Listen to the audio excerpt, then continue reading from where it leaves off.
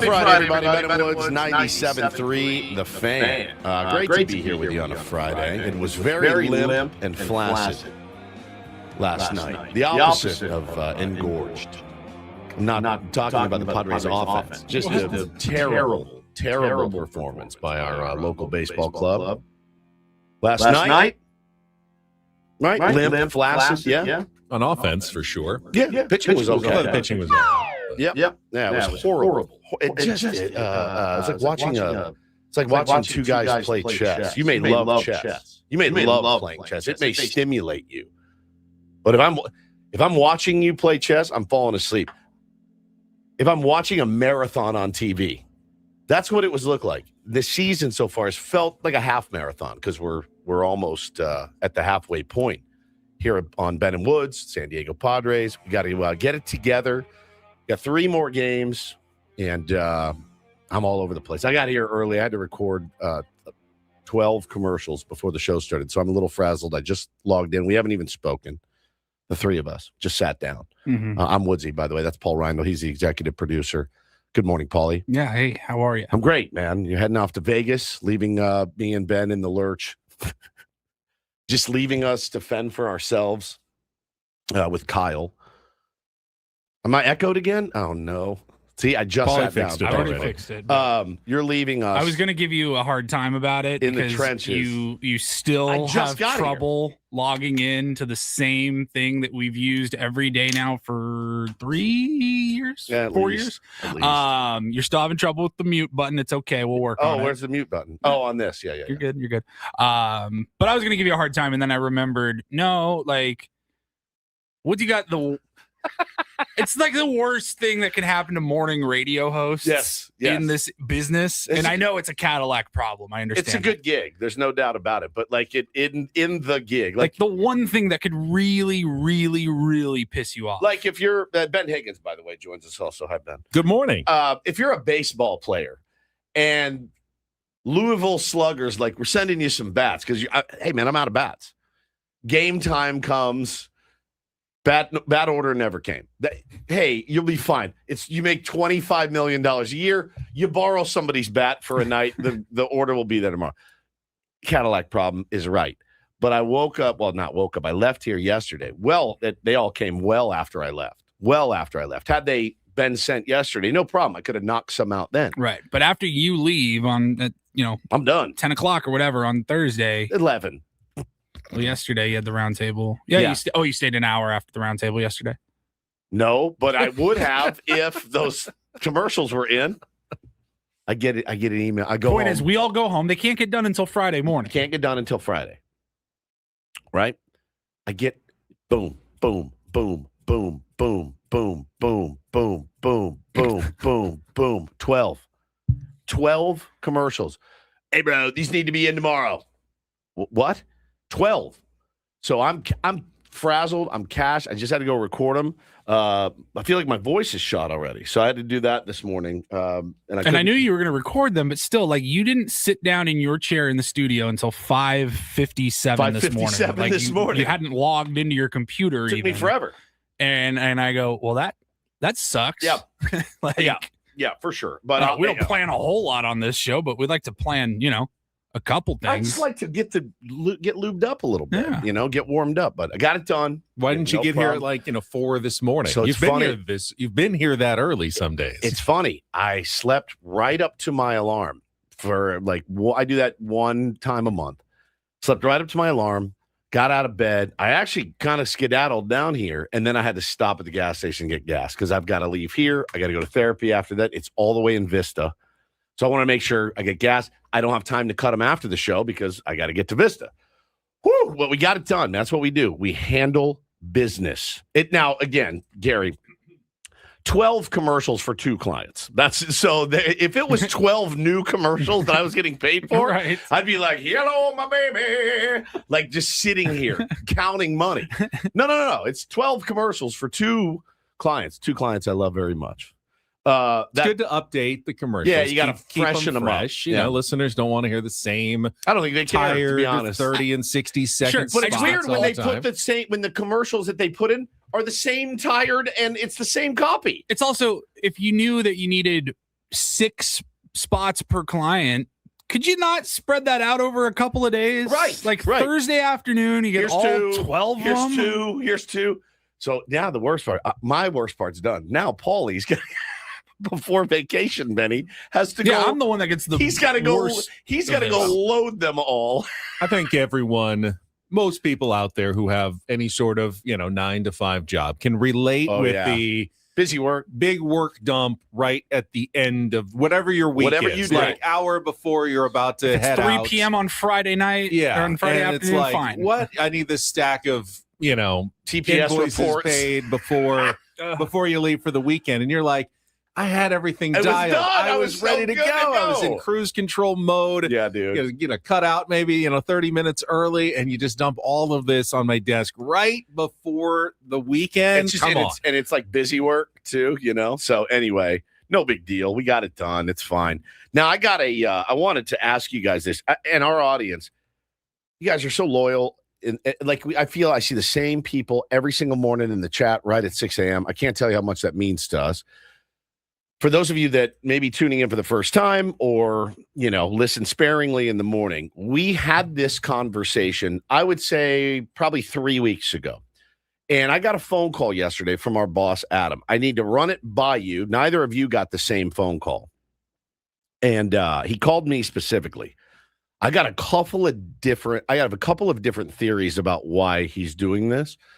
But he called me yesterday. He was very sweet. My wife was home sick yesterday, and she didn't really get going till about 4:00 p.m., man. She had a migraine of epic proportions. She did not get out of bed. She was vomiting, the whole thing.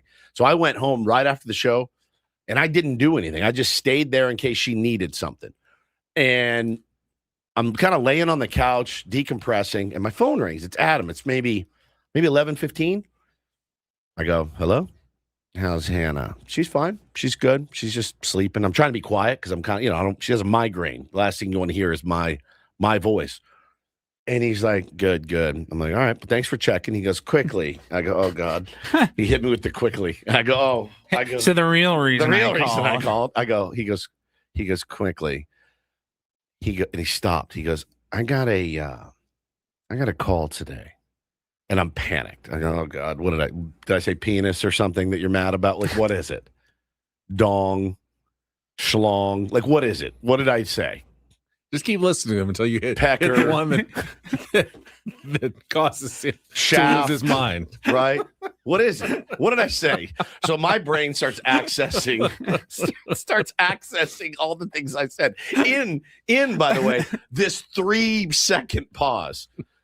So I got a call today. I go, oh, God, here it comes from our promotions department. And I go, oh, okay, what's going on? He goes, you're never going to believe this. And I go, what is it? And he goes, they want to get updated headshots of everyone on the station. And I go, oh, no. Now, for you loyal tier ones that tune in every day at 6, we had this exact conversation 3 weeks ago.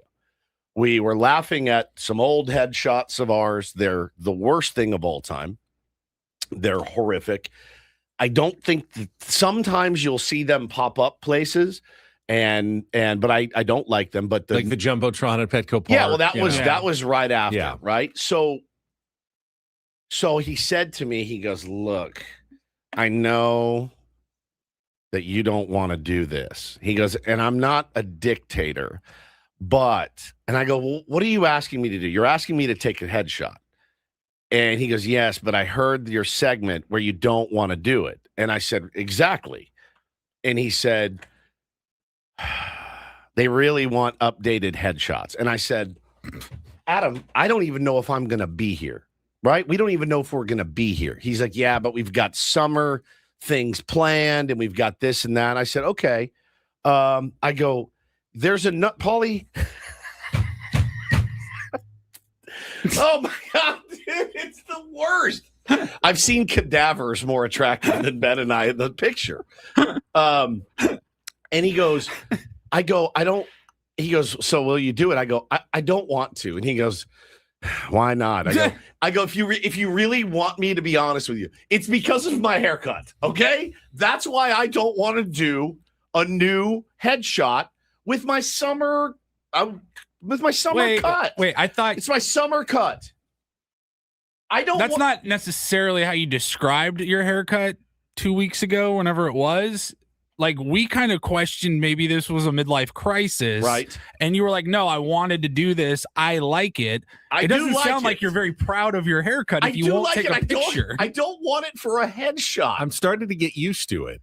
But I think your problem is that we do them so infrequently. Yes. You will live with it now for the next 5 or 6 years, possibly. My Padres credential is still a picture from like my very first year back at the mighty 1090 when I sent in a picture for credentials. Is from 2010.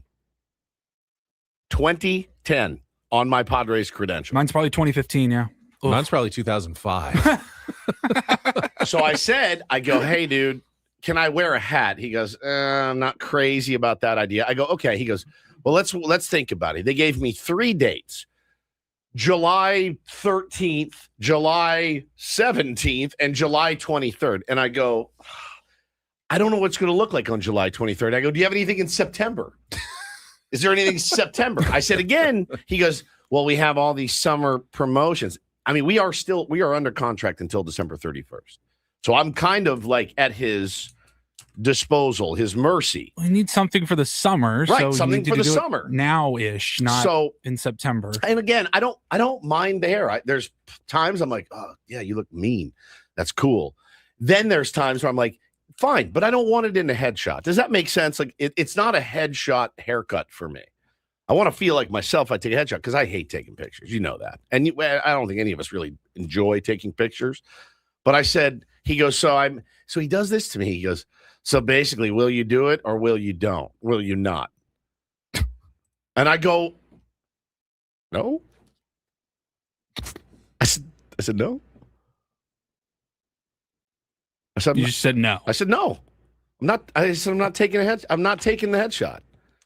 So did he call anybody else at the station, or did you just me nix the whole thing for everyone? No. So he's doing it for everyone. So yeah, I get nothing. I don't get a call, a text, anything. It's totally up to Woods to decide whether we're doing it. No. What dates we're doing it, if we are doing it. He knew I was the only one that would have a problem with it. Yeah. Like just take a picture. It's not that big of a deal. I don't mind my reputation as the good guy who will just get it done when asked. Oh, the brown-nosing corporate kiss ass. But at the same time, I also don't like to it's just assumed that whatever Woods decides is going to be fine with Ben, and we don't even need to ask him. That we just need to go through Woods because he's the only one who has any yes or no authority for the Ben and Woods program. Seven said Diva Woods, but you misspelled it. It's D-I-V-A. If you're going to insult me, spell it correctly. Deva Woods. Deva Woods. You are a Deva. I am such a Deva. You are radio's biggest. I'm not. Deva in San Diego. I'm not a Deva at all. You are a Deva. I came in and recorded my own spots this morning by myself. Okay? I'm not a Deva. I have a self-image problem. I have a self-image problem. This isn't I don't want to. I like this haircut enough, not enough to have it live for 15 years. But remember, what they're replacing is much worse. Wig. It's always much worse. You look better now than any of those pictures. So, but it's still an improvement. But if I grew my hair back, lost 10 pounds, then did the headshot, I'd feel much better. But I guess we don't have time to wait. So we all have to wait for you to lose weight and get a haircut just because Adam needs some promotional photos for you, a media personality. Hey, I have a solution. Just do it without me. Both of you go get your headshots as you will. Just go get your headshots. There's a wig emporium down in North Park. We just pick something nice for you. Maybe you could Photoshop some hair on me. Give him the broccoli. I was like, hey, and listen, I'm working on this. SD brother said start working on the pasty legs too. I said, I wore shorts the other night when I coached. It's a big step for me. My wife goes, oh, shorts. I go, yes, shorts. I'm working on it. We saw a lot of Woods leg in Chicago. You didn't have a choice. Yeah. There's no choice. If I could have walked around in a thong in Chicago, I would have. It was so hot. I guess for me, like, we started this segment kind of bitching about our job and how our job's a little bit different in that our problems really aren't that big of a problem. Sure. We understand it. I do think this is actually something that most people can probably relate to with their jobs. And it's a phrase that we use around here, and it's called, you got to pick your battles. You got to pick and choose your battles with management, whether it's with management, somebody you work with, a business, whatever. You got to pick and choose your battles sometimes. My battle in a contract year, and I'm like, it's a picture. It's not that big of a deal. My battle is not with management. It's with the management that lives inside me. That's the battle. Okay? That's what it is. It's not, if Adam said, hey, I need you to detail my car, I'd be like, all right, now we're overstepping the line here. Yeah, that's his job to ask me to take a headshot. I don't want to take a headshot. I don't like the way I look right now. It's not that I don't like the way I look. It's that I don't want this look to be the look that's remembered. Right? Yeah. Does that make sense? Your defining look for the next. Yeah. I guess when I grow my head, then who's the diva? If I go back in 3 months, I'm like, take another headshot. Now we got to do it again. That my hair's grown back. Does that make sense? Yeah, but I think that's probably a reasonable ask. Like, hey, we can do some for the summer, but can we schedule another one in the fall? Just when I have a different look. And I won't. Yes, I know. I won't. So you guys, I think you guys should just go ahead and do it. Or you just have a blank space. You would be mad at us for doing that, to fill in later. It's a test. I'm testing both of you to see whose side you're on. It's a picture. It is. I have 100 photos that I could send Adam, but they want the one, a close up with a corporate background, something that they can plug and play on a bunch of different promotional stuff. It's not that big of a deal. Michelle says you guys are not photogenic, so get over it. Thank you, Michelle. Thanks, Michelle. Thank you. Appreciate it. That's helping. Happy Friday, Michelle. That helps my self-esteem tremendously. I feel better already. Michelle, we're trying to make a point over here. Michelle, you're not helping. Michelle, are you a therapist by any chance? I think the issue is we took one good picture once. That's us in the tux. That's it. Use that. That now makes us believe that it is possible. However, unlikely to take good pictures of us, which makes so jarring. The other 99.9% of pictures that we take seem very disappointing in comparison. Yeah. Are you looking at StreamYard right now? I can be. Okay, go ahead and pull that up because I went ahead and just imagined if we just threw some hair on. All right. Oh, we've got some hair for Woods. There we go. Oh my God, the broccoli, broccoli-haired Woods. Screenshot that, dude. Like, make sure that lives on social media. At least 2 years younger. I look like Clint Frazier, who used to play with the Yankees. Remember that redhead guy? Not bad. Not bad. Not bad. It's horrid. You look like my nephew, and everyone's nephew, and everyone's son. That's 14 and older. All right, that's one option. You can just send that in. Please no. Actually, that would be a really Here you go, Adam. Here's your headshot. That'd be a really funny bit, to be honest. Maybe we can just find an old picture and submit that for me. But anyway, I thought it was an interesting phone call. I'm not. I guess I'll do it if you guys think I should. I'm not happy about it, but I'll do it. I'm okay if you don't want to do it. I think you are worrying about it too much. Probably. You may end up liking the picture. We had a full 30-minute segment on how much we hated taking headshots. That part is humorous. And that's the funny part is he goes, I know. He goes, I heard your segment. I know that this is, he goes, and trust me, I don't like taking pictures either. And I said, I get it. I said, so if you want me to do it, I guess I'll do it. I would have liked my hair to grow out a little bit more, but we'll be fine. God, it's just a never-ending kicks in the nuts every day. I'm just like, all right, sounds good. I think also, any chance he was testing me? I don't think so. To see what I would say. Is he a team player? Or is He's he not putting himself through a lot, if that's what that was. Are you guys pranking me? Is this a big prank? That's the other thing. I had no idea about this. This is the other thing. I think headshots are a reasonable ask from an employer at a radio station every couple of years. So here's the thing, Ben, you're 100% right. They never have asked us to do them. Now, all of a sudden, 8 years in, let's update these. Our only material here is from 8 years ago when we started. They've never asked us to update these. Why now? Why the sudden burst of management? Why the sudden burst of management? That's a good point. Why only now did you decide, are you not him per se.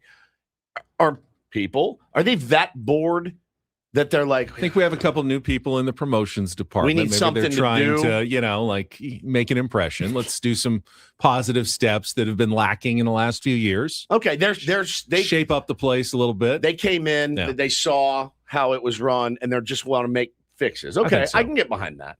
But again, you got to look at, if you don't manage someone for 8 years, then all of a sudden show up, you're like, you need to do this, this, this, and this. You can see the resistance potentially that person may have. Sure. Not you or Paul. Obviously, you guys just fall in line, but I'm a person. I have no choice. I'm not even asked. I like to question things. So, all right. So I'll do the picture. Maybe I could wear a cool, you know how radio guys back in the day, all their headshots were cool, by the way. Like Hacksaw had great headshots. They're perfect for his personality. What if I had like a cool hat, like a newsboy, or maybe your Kangol, or like a fedora with press on the side? That'd be good. I like that. Old-timey pictures. We got a couple of goals hats here. Here, throw me the bucket hat, Wally.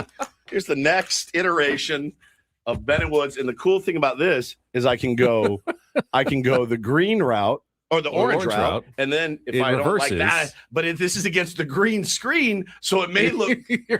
Can't see too well. Is that Liam Gallagher over there? It may just be my floating head. Just my floating face. So, yeah, man, self-conscious about Kevin James. A little self-conscious about it. I think the good news about here, though, unlike when the Padres did this to us, we'll actually have first right of refusal, where I can look at them and go, no. Ooh, you could make his life miserable. Who? The promote Adam? Yeah, just make him redo it 8 different times. The guy that used to run marketing for the Padres that took our pictures, I swear to God, I will believe it till the day I die. He purposely picked the worst pictures there and used those. We didn't get to see them. We had no idea. He chose them. He put them up. They give me, I wake up in a cold sweat about it. And I think if Hannah saw it then, I think if she saw it now, she may leave me. You know what I mean? They were that bad. You admit it. I know, you want to blame everybody else, but I remember your split grip on the bat. This was horrible. It was bad. They asked me to take some new pictures at Channel 10 a couple weeks ago. And I said, sure. And we were in the green screen. And when we were done, the guy who took the pictures said, I don't like any of them. You look tired. I remember. Well, I probably was tired that day, but did you ever did they ever send you you flipping up a football yet? No, in fact, we had to reshoot those as well. And did they bang those entirely? Yeah, they banged those as well. No, is there footage? There should be. I've asked for it. I haven't gotten it yet, but you'll probably see you. Ask harder. It will eventually appear on television. It will run for months. I have to see you standing there smiling, flipping a football. Yeah, you'll see it. It's so natural. It's such a natural thing. At some point, it'll be all over Channel 10. You won't be able to miss it. All right, when somebody sees that, let me know. Before we move on, I just want on a different topic, not about your hair, but when you walked in wearing that shirt, and Woods is wearing a Joy Division t-shirt. You've worn it a few times before. Big Joy Division. It stopped me in my tracks because my son has that exact same t-shirt, or he did, and it was his favorite. He'd probably wear it once a week for 2 or 3 years in high school. It's just like the shirt that I associate the most with him. Graham, my youngest. Today is Graham's 21st birthday. Did you know that? And you did. Yeah. I didn't wear this for that reason. No, that's what I mean. I didn't know that. Okay, that's kind of crazy. I know Graham likes Joy Division. Yeah, he loves Joy Division. I've and he has that exact same t-shirt. That's crazy. And today I'm now the father. You just happened to wear that shirt. Of all my children now can legally drink alcohol. That's the age that I have now reached today. That's fantastic. But I wanted to wish Graham a happy birthday. He's still living up in Seattle with his buddies. Yeah. We're going to see him later this month. We're meeting in Las Vegas, birthday, Graham. To celebrate. But you're taking him to Thunder Down Under in the Hoover Dam. Exactly. What we decided. Exactly. Actually, we're going to a yacht rock concert. Oh, that's perfect. Yeah. He likes yacht rock. Grand Canyon's only like a 3.5 hour drive through the desert. I mean, who wouldn't want to spend their 21st birthday there with their dad at the Grand Canyon and then the Hoover Dam? Now his buddy's like, take him out this glass weekend bridge. And stuff. I said, that's exactly what you should do for your 21st birthday. Just let him take you wherever you're supposed to go. Bring your ID. It'll probably end up. It's a lot of fun to the first time actually just get to Capitol show your Hill ID tonight or the U District. Yeah, exactly. Does he have Venmo? I think he does have Venmo. Right, I'm going to Venmo him a little cash for that. Did you send him some cash? The birthday present is on its way. You eyed your bag. Is it in there? No. Oh, okay. I mean, I was like, do you have a present you haven't sent It's yet? electronic rather than... Electronic present? Yeah. Like a robot? No, it's money. Money. Electronic money? Electronic money? Electronic yeah, money. You send it electronic. Exactly. Yeah. Don't let me send it before you send it. I will. I was going to call him after the show. I'm sure he's still asleep right now. Let's call him and wake him up and wish him a happy birthday. Come on. Let me hear. Let's do it. Can we at least wait until the 9 o'clock hour? Sure. Yeah, let's do it. But we can call him. Yeah. Awesome. All right. Happy birthday, G. Yeah. Are we ready to get started? Let's go. All right. Did you get him Morrissey tickets? I did not. See, I should have checked to see if he was coming to Seattle. He loves Morrissey. I got him a 97.3 t-shirt. Hop Run Tours and a Yu Darvish bobblehead. Yeah. Dude, you love Mason Miller. That's why I sent you this bobblehead.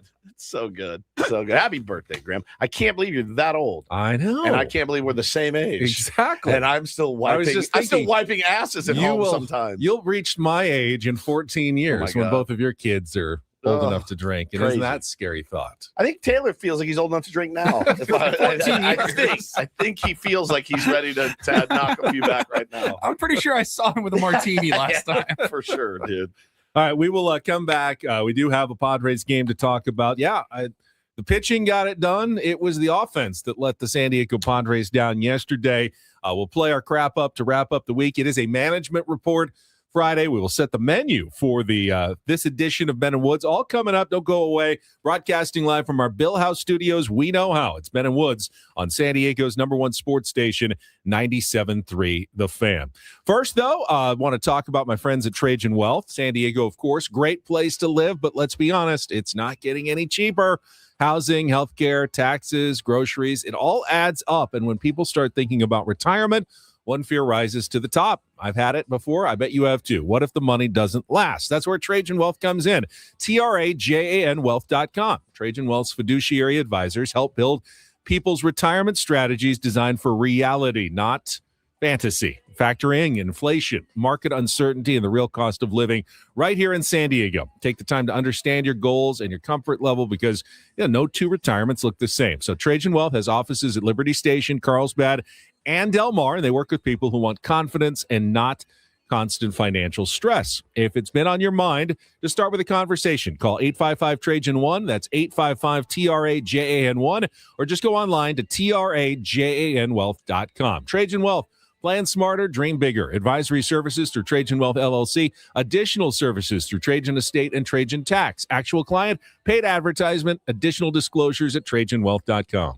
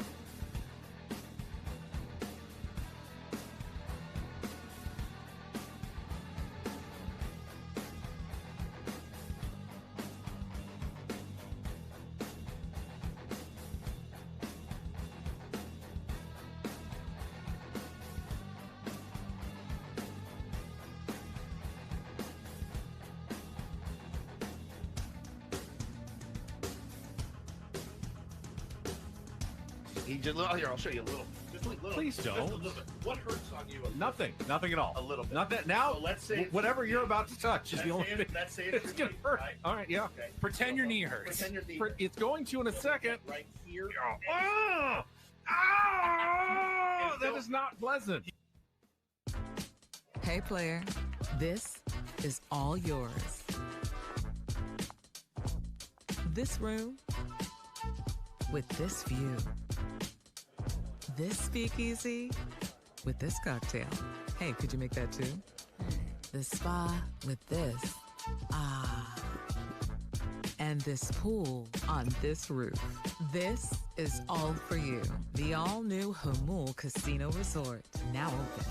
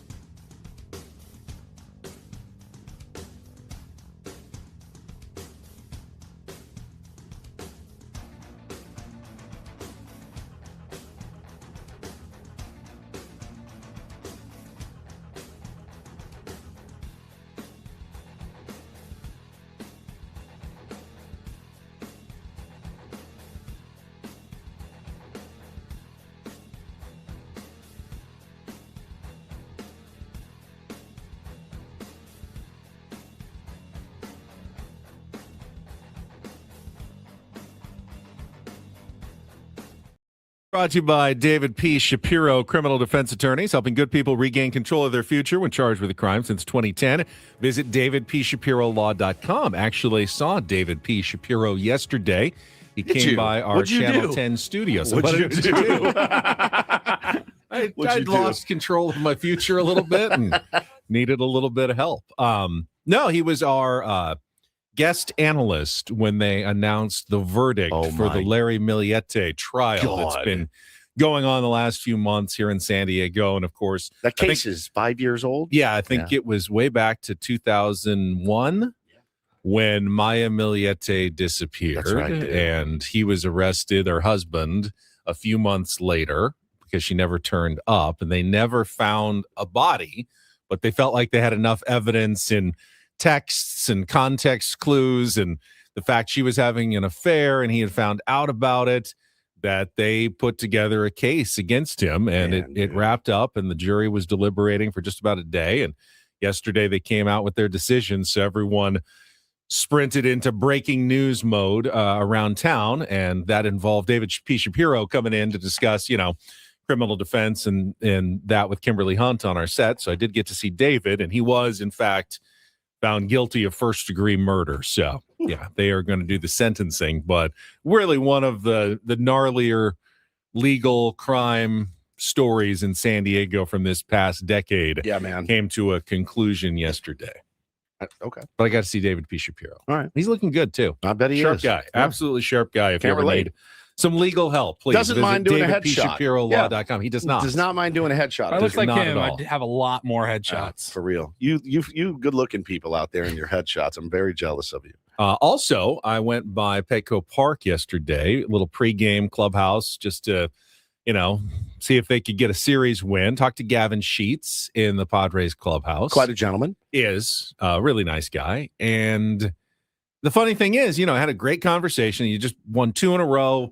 Like, what can you take from the 10-run performance? The offense is starting to go, and he's like, yeah, it feels like we're starting to really click. Everything's kind of going. We just need to keep stringing the at-bats together just like we've been doing. And then they go out and they score 1 run on 1 swing, and that's it. The entire game against a pitcher in Merrill Kelly who was having a really medium to poor season for the Arizona Diamondbacks. Very, very, very frustrating watch. I'm not going to say he wasn't good. I think he was actually pretty good, hitting his spots and threw the ball well yesterday. But the Padres have to find a way, of course, to battle and get yourself some more offense. And the only couple of times they get someone on, right into a double play. It was just so frustrating. Last night was one of those games, like when I was getting a little upset yesterday when we were talking about how the Padres have faced more top fastballs than anybody else. Yeah. And I'm going, well, first of all, like, I know it's not easy to hit anything in the major leagues, but don't you usually hunt the fastball? That's besides the point. It was like, what about the games like last night, the Merrill Kellys? We're not hitting those guys either. So that's why I'm like, it kind of just felt like a little bit of a cop-out or a little bit of an excuse making to be like, well, they've had to face a lot of tough pitchers. I'm like, well, they also don't hit Merrill Kelly. I mean, yeah, that is it jumps off the page last night. Again, there's no comfortable at bats for 3 slobs like us or anybody listening in the big leagues. There's none. There's no comfortable at bat. There's not one guy in the big leagues you go, I feel like I could do some damage here. Unless you're an idiot or unless you think, way above what your talent level is. There's not one guy in the big leagues. There's not one guy in the minor leagues. So you go, all right, I'll take a shot. Time that up. But if you are Xander Bogaerts, Manny Machado, Fernando Tatis Jr., Jackson Merrill, hell, if you are, if you're Sung Moon Song, you're like, there's a little bit of a, okay, this guy's not going to go 98 at my neck, right? Like, I'm going to be okay. And Manny took advantage. He got a couple knocks. Fastball down the middle, did what he should, put it over the fence, then took one in and absolutely laced a single in his next at-bat. Fernando did hit one, I think 114-mile-an-hour single to left field, but no one else did anything. Nothing. At all. Yeah, it was really, it's one of those games where you're watching and you go, yeah, the killer instinct, let's put them away and win a series is not that's probably a sports media trope as well. Like, they're not held accountable. All of those tropes that we like to throw around when we lose. You had the opportunity. You had a guy that you should have been pretty comfortable against. You weren't. And he moved it around a little bit. But again, when you get a good start from Griffin Canning, you got to take advantage. That's kind of what it boils down. That's what's frustrating. Totally. When Griffin Canning goes out and does his job, even though it was 4 2/3, like, it's a workhorse these days. You get through 4 2/3 with 1 run. That's exactly it, though. That's it. You're not going to get that every time, so you got to take advantage of it when you do. We will talk about it coming up in our Padres Wrap-Up and more with Darren Smith in our 7 o'clock hour. Plus, we'll have some World Cup talk. Had an outstanding performance by France yesterday against Morocco. We can discuss that right after DDT at 7:20. In our 8 o'clock hour, we will have our SDCCU management report. It's not big bank banking, it is better. And on the eve of the Major League Baseball draft, we will be joined by Chris Kemp, the Vice President of Amateur and International Scouting. He is the draft point guy for AJ Preller to talk about what to expect over the next 2 days. 20 rounds. Padres have the 21st overall pick in the first round. Tomorrow, they do the first 5 rounds Saturday, and then the rest of the draft comes up on Sunday. So Chris Kemp is going to join us for our management report coming up at 8. 8:20, we got our final game of the week at Take on Woods. All we have is a music category left. Been a rough week for me. I think everybody who has played a game this week is qualified for the trip to Las Vegas or the Fountain Blue. Why do you say that with such a smirk and a smile? You see how he looked at me? This is the tough one. If you want to get that 5-game winning streak, you got to beat Woods in music. Yeah. Makes it for a very tough. I don't know if we've ever had a full week that everyone's won an entire week. So a little pressure on you today. This is the week on to Take do on Woods. MLB Reacharound, Reindl Report on our 9 o'clock hour.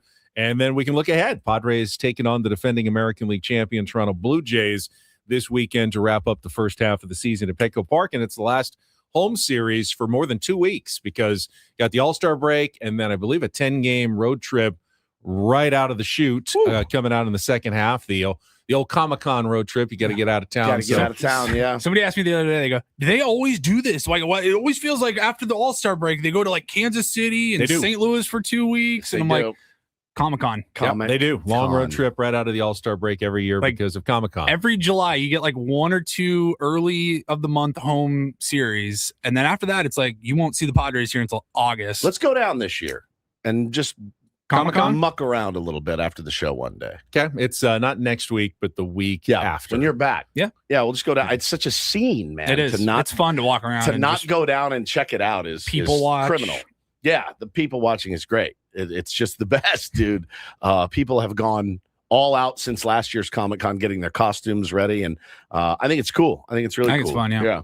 And as you mentioned, this is Paulie's final show for a week because he's taking some time off going with the missus to Las Vegas next week. So you know what that means. Man. Hotel Megan. Lots of air conditioning. Tearing up the Cosmopolitan. Tearing it up. All right, let's check traffic. The room, the suite that we get has like a see-through shower from the living room. It's like the clouded glass that you can mostly kind of see through, which is kind of sexy and cool. And then there's a Japanese soaking tub on the other side of the bathroom.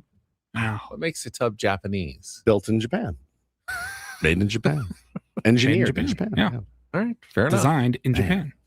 All right, we will check traffic and then get to our Padres crap. I'll let you know how it goes. Please do. It wasn't just the hitting that went wrong yesterday. Another problem continues to plague your San Diego Padres. It was so bad I texted Chris Ello about it in the middle of the game.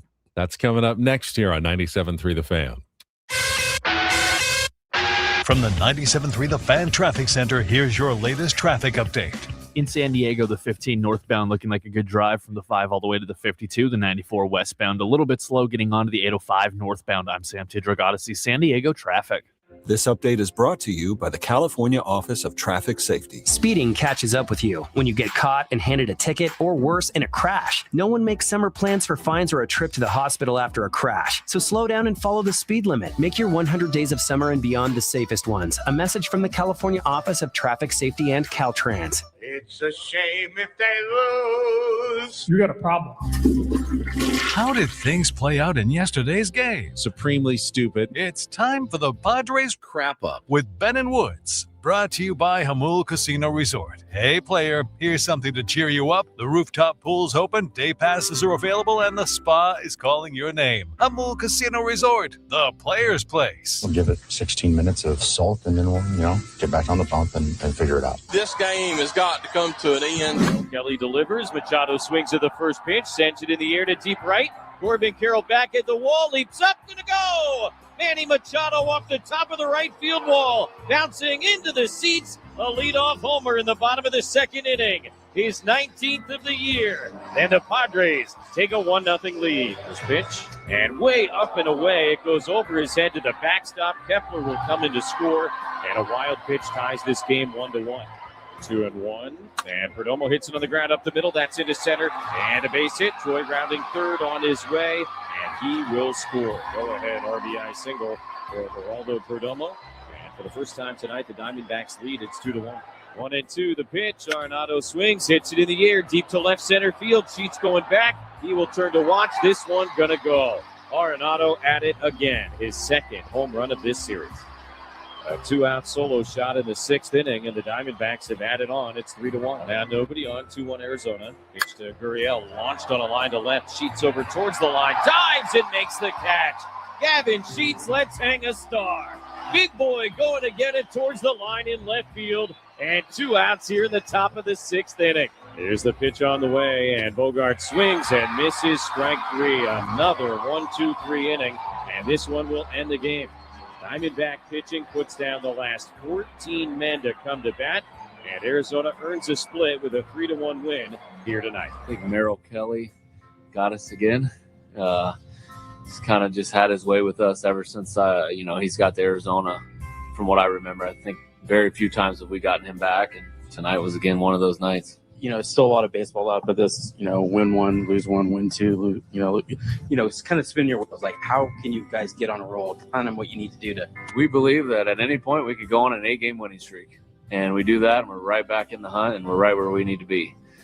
We have less games to do that than we did coming into this homestand, but I'm going to believe, and I'm going to push these guys, and these guys are going to push each other. We had a lot of conversations this week about it. You can't make a winning streak happen. All you can do is put in the work every day, show up every day with the right focus, discipline, and attitude, and then hope the chips fall where they go in the right way. And we need some breaks to go our way, and right now, like a game like tonight, we didn't hit the ball very well, and that's not going to help us, go on a sustained run. We've got to have consistent, days and weeks of hitting the ball the way we're capable of, like last night, and play games like that on a consistent basis. I was going to ask how that last answer made you feel, but it doesn't land very much right now. It just doesn't. I'm not, again, nothing personal. It just doesn't land. An 8-game winning streak. Let's start with 1, right? Let's start with 2, then 3, then 4. You can't win 8 till you win 3 in a row. You had a chance to beat a team that you're better than. You're better than the Diamondbacks, in my opinion. You are. You're better than them. We have the exact same record as the Diamondbacks. I know, but you're better than them. You're a better team, in my opinion. You have been the last few seasons. Spent a lot more money than they do. And you had a chance to take 3 out of 4, which again, it's 3 out of 4, and splitting a series ultimately isn't terrible. It's not the most terrible thing, but it gets you nowhere. 3 out of 4, you keep doing that, you'll gain ground quickly. Yeah, you're just spinning your wheels a little bit, man. So it doesn't That's really the game you have to have. It doesn't land with win. It doesn't land with me. We talked yesterday on the roundtable, Benny, about it was Ryan Cohen, actually, the most positive person in the Padres fan base, that was like, yeah, man, Craig's a good guy. Don't know if he's going to be a good manager, but it just doesn't land. You're also asking him. We are all asking him to be somebody that he's not, which you kind of hate. Don't you kind of hate somebody that's not a genuine person?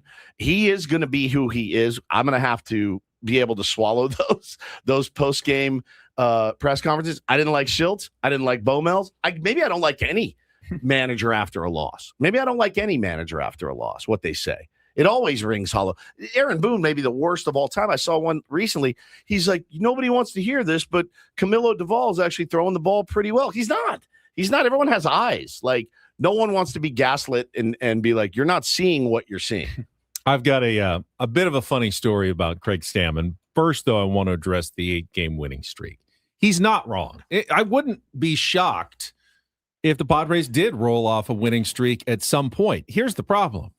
Even an 8-game winning streak now doesn't necessarily, as he said, that gets you maybe back into it. They're now 5.5 games out. Both the Marlins and Phillies won yesterday. Yep. They're 5.5 games out of a playoff spot. Now, if they were in the American League right now, they'd be half a game out of a playoff spot. But we're not. You're all in. You're going for it. No problem. But unfortunately, you're in the National League. Right, and you're 5.5 games back. You could win 8 in a row, and you could still be 3.5 games back. Right. That's not guaranteeing you anything. And when you get to the point of your season where an 8-game winning streak only sort of improves your standing a little bit, then you're screwed. You're in a lot of trouble. Yeah, and that's why we're probably heading toward a really tough decision later this month where the Padres are probably going to have to consider selling off pieces. I agree. And I'll tell you this. You're right about one thing. They will go on a winning streak. Oh, yeah. After it's over. Right.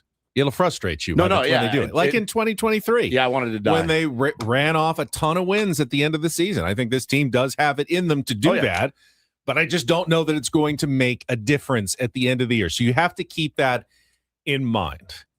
Now, one thing I do like about Craig Stammen, I was in the clubhouse yesterday waiting around. I was about to talk to Gavin Sheets. Stammen walked out of his office. You don't see him in the clubhouse area a lot, at least during open media. I haven't seen him in there all season. He should be in there yelling at those guys. But he, and the open media portion's 45 minutes out of the 6 hours he's there before the game. So you don't see generally what goes on before the game. But he walked in, and Ty France kind of yelled over to him good-naturedly. He said, "Hey, Skip, you lied to me." And Craig kind of walked over to talk to him, and they chatted for a second, smiling. It was definitely a positive, happy conversation. And then Craig walked away, and I just kind of, because I was standing there, and I go, well, there's a headline tomorrow morning. Manager lying to his own players. Fighting in the clubhouse. That's not a good thing. And Craig had a big laugh and walked back to his office. Don't know that I could have done that last season. Yeah. And laughed and joked about it. And then France said, no, I'm just trying to talk my way into the lineup because he hasn't been in the lineup a couple of days. It's tough. They're trying to find a spot for Gavin Sheets, Sungmun Song, some guys who are playing well, and Francie hasn't gotten to play as much lately. Why would you put one of your best hitters in? He's trying to get his way back into the lineup. He's been struggling a bit too. His numbers have dropped off. So trying to find the right combination. It didn't work yesterday for the San Diego Padres. They do what I do, and just bat everyone. Just bat 13. When we come back, soccer players not beating the rap of being soft next on the Fan. Jeez, what a team.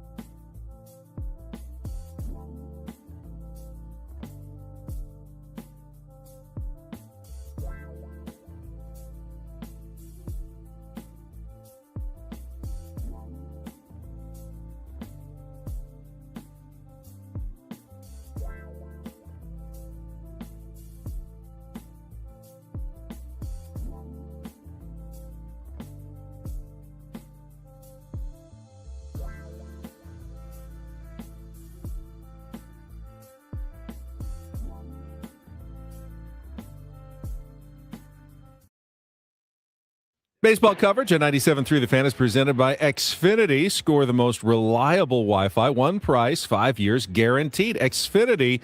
Imagine that. That was a dramatic. I know, a little dramatic pause. I want to finish our baseball coverage quickly. We never got to the continuing problem, but you know what? Your tease was also very offensive to anybody Soccer that likes players? soccer. Yeah, we'll get to that in a second. I did want to mention, once again, the Padres had lost all their challenges by the 5th inning. Luis Camposano to blame yesterday. He was the one who lost both of them. Although Yuki Matsui running off the mound like he was 100% sure he had struck out Corbin Carroll to end the inning. Probably sways him. May have influenced the challenge decision by Luis Camposano just a little bit there in the 5th inning. So I will give him at least some latitude on that one. But it's how just about the one in the continuing. first? That was insane. Guys, that was insane. This should not be that hard.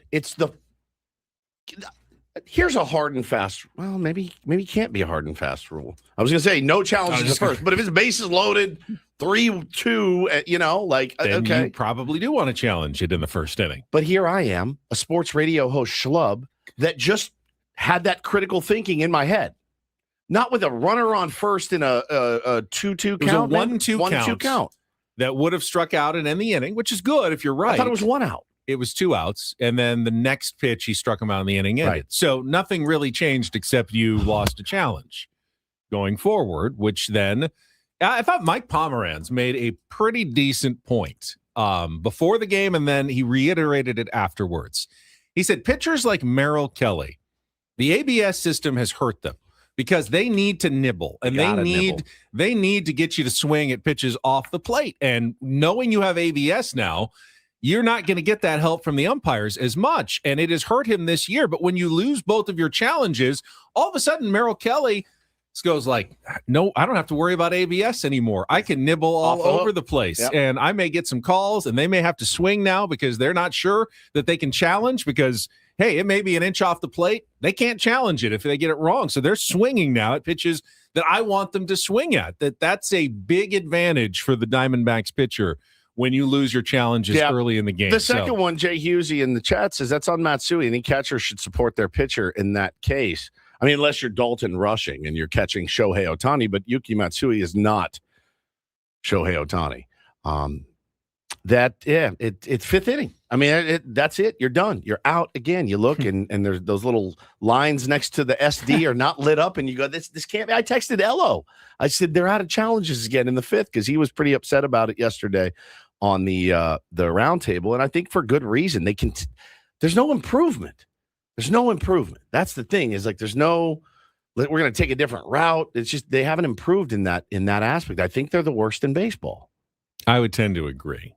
And the problem is it's not the same problem every time. They've also not challenged when they need to be challenged. Correct. So you can't just issue an edict saying, right, here's what we're doing from now on. No, you need to be more aggressive at times, and you need to be less aggressive at times. I have an idea. Everyone gets a dog collar shock thing on their taint, and somebody in the clubhouse hits the button, and that's when they know to challenge. You can do it very fast. Very boop, hit it, pat your head, something. Trash can banging, whatever. At this point, I'm not above anything. But it's just getting uglier and uglier right now. That was a bummer. It was the kind of game too where you're like, well, we're only down 3. I texted you guys in the 9th. You need some magic. It wasn't very magical, but half the game I was. Bo goes, did Johnny Brito just pitch that inning? I go, I don't know. I was scrolling on my phone. It was just like one of those. It just went by. It was here in front of me. Yeah. And I was just scrolling on my phone. It was did he pitch, by the way? I don't think so. No, he did not. Okay. It was a very 2026 standard Padres game where the pitching was okay, kept you in it, and you're 3-1, 2-1. You're like, you're one swing of the bat. It's going to keep your attention the whole time, but you never really felt like the Padres would take control and win that game. I thought it felt like a 2023 game. Score 10 one day and look like world beaters, and then do nothing and lose by a couple of runs the next day. That was that season in a nutshell. This one hasn't been as good as that one because that team actually, I mean, that was overall a much better team in 2023 that also didn't make the playoffs. Oh, yeah. But, Much more talented. And again, pitching was good. I know that Griffin Canning gave up 2 runs, but didn't give up much hard contact. I thought he pitched well. Even the home run that Matsui gave up, I mean, it was a 1-2 splitter below the zone. Nice job by Nolan Arenado going down and getting that. But for the most part, I thought pitching was very solid for the San Diego Padres yesterday. Bro, 3 runs all in. Can't be the nail in the coffin for a team that was really scorching the ball the night before. Off again, a guy that's fairly similar to the guy you saw the night before. So it's a bummer. So they split the series. Just treading water. Meanwhile, Darren Smith's going to join us bottom of the hour. We will talk some World Cup, but I want to pay off that tease. And the World Cup's been phenomenally entertaining. Watched the game yesterday between France and Morocco.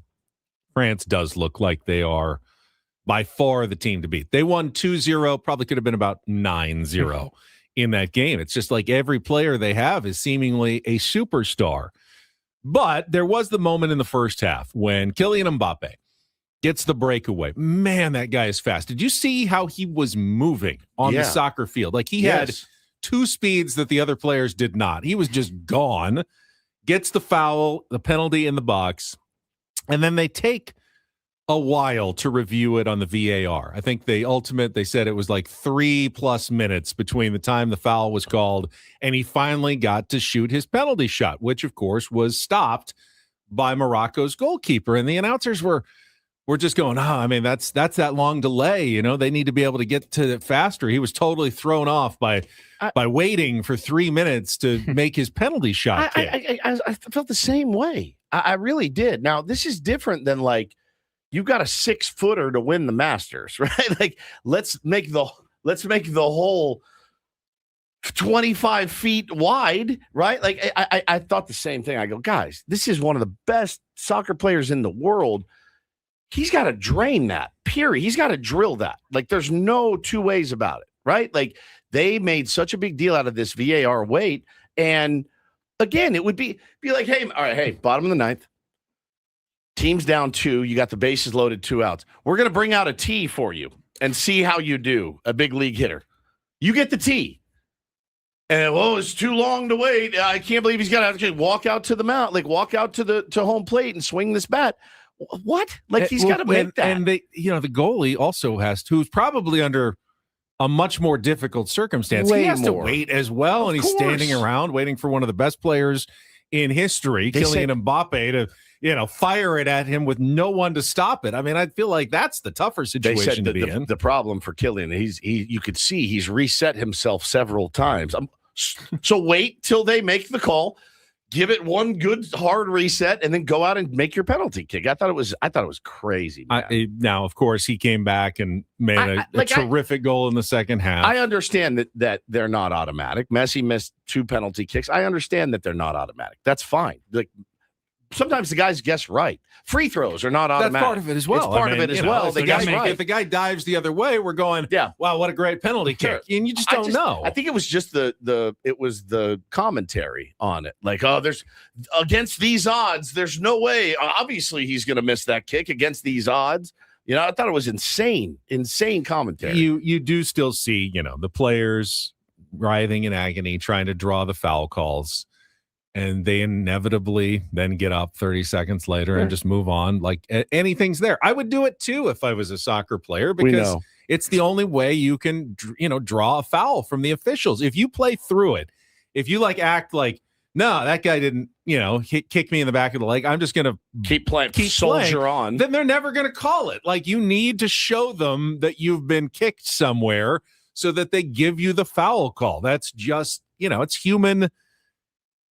Psychology 101 right there. I mean, if the referee doesn't see you go down, he's probably not going to blow the whistle. So then you have to do that. It's just built in and baked into the game. Homeboy tried it last night with the Diamondbacks. When that ball hit the knob, he tried to run down and sell it to first base and get on base. That never seemed like a hit by pitch. No, it was as loud as could be. Right. And you feel like it sounded like a gunshot. So if you got hit in the hand and it sounded like that, which, if it's bone on, ball on bone, But you didn't even shake your hand, really. You just kind of ran down to first base. So selling it is part of it, obviously. But I just thought, again, I'm not saying you have to be automatic. I'm saying the commentary around that was insane. It was insane. They act like, I can't believe they're making him run 3 miles before he kicks this penalty kick. He had to stand around for a minute and wait. I mean, half the time they don't think it's a penalty. They go to VAR and then they give it to you 3 minutes later. Right. Is that any different? If he had thought it wasn't a penalty and was granted one, I'm pretty sure he would have been thrilled to get the opportunity to get a penalty kick in that situation. Didn't matter. They were by far the better team. Could have won by 7 goals. Today, Spain takes on Belgium. That's a noon start up in Inglewood. I wonder how many people in San Diego are going up to the match today. I bet a lot. A World Cup quarterfinal within 100 miles of your home is something you're not going to see more than, once or twice maybe in a lifetime. I wonder what tickets are going for up there. Got to be quite a bit. Thousands. Quite a bit, I'm sure. Hey, if you're in the chat, or if you're on, you want to tweet us, let us know if you're heading up to the game, what you paid for your tickets to get up there. Yeah. Spain obviously is very good. I think they're the European champions. So if anybody's got a chance to knock off France, probably would be them. Belgium, of course, had the win over the United States, trying to ride that momentum. We'll see what happens this afternoon as they look for the second spot in the semifinals today. And then 2 games tomorrow, and then we're down to the Final Four in the World Cup as we get to the nitty-gritty of this tournament. Okay. All right. Don't Do This is coming up next. Man, there's been a lot of baseball chatter about pulling guys too early for managers. This is some unwritten rules chat that I really didn't get. I really didn't understand this yesterday. It happened in the Guardians game from their announcers. We'll play that for you. It's pretty ridiculous. Plus, slip of the tongue by a Major League Baseball manager may have revealed something that was not supposed to be revealed. We will get to all of that coming up next with Ben and Woods, broadcasting live from the Bill House Studios. We Know How on San Diego's #1 sports station, 97.3 The Fan. Quickly first, I like things easy and convenient, right? And I think a lot of us do. I'm probably not alone in that feeling, but wanted to tell you about SuperSure Insurance. If you are a business owner, if you're the CFO or HR manager, go recommend to someone that you go to supersure.com. So if you're the HR manager, go to your CFO, go to your owner and say, we need to check out SuperSure today. They are the SuperSure agent, the super agency built for you. They're licensed in every state for your business insurance and employee benefits. Pretty important stuff to have, as you know. They got year-round support for you and your team. Supersure.com, access tools like the fine print facts, which translates your current policy into plain English so you can see what's covered and what's not. Plus, the BVC, the business value calculator, you can estimate what your business is worth. You know what actually needs protecting. Again, go to supersure.com. One super agency, one powerful platform, all of your policies in one place. Go to supersure.com today. That's supersure.com, paid for by SuperSure Insurance Agency, LLC, a licensed insurance agency.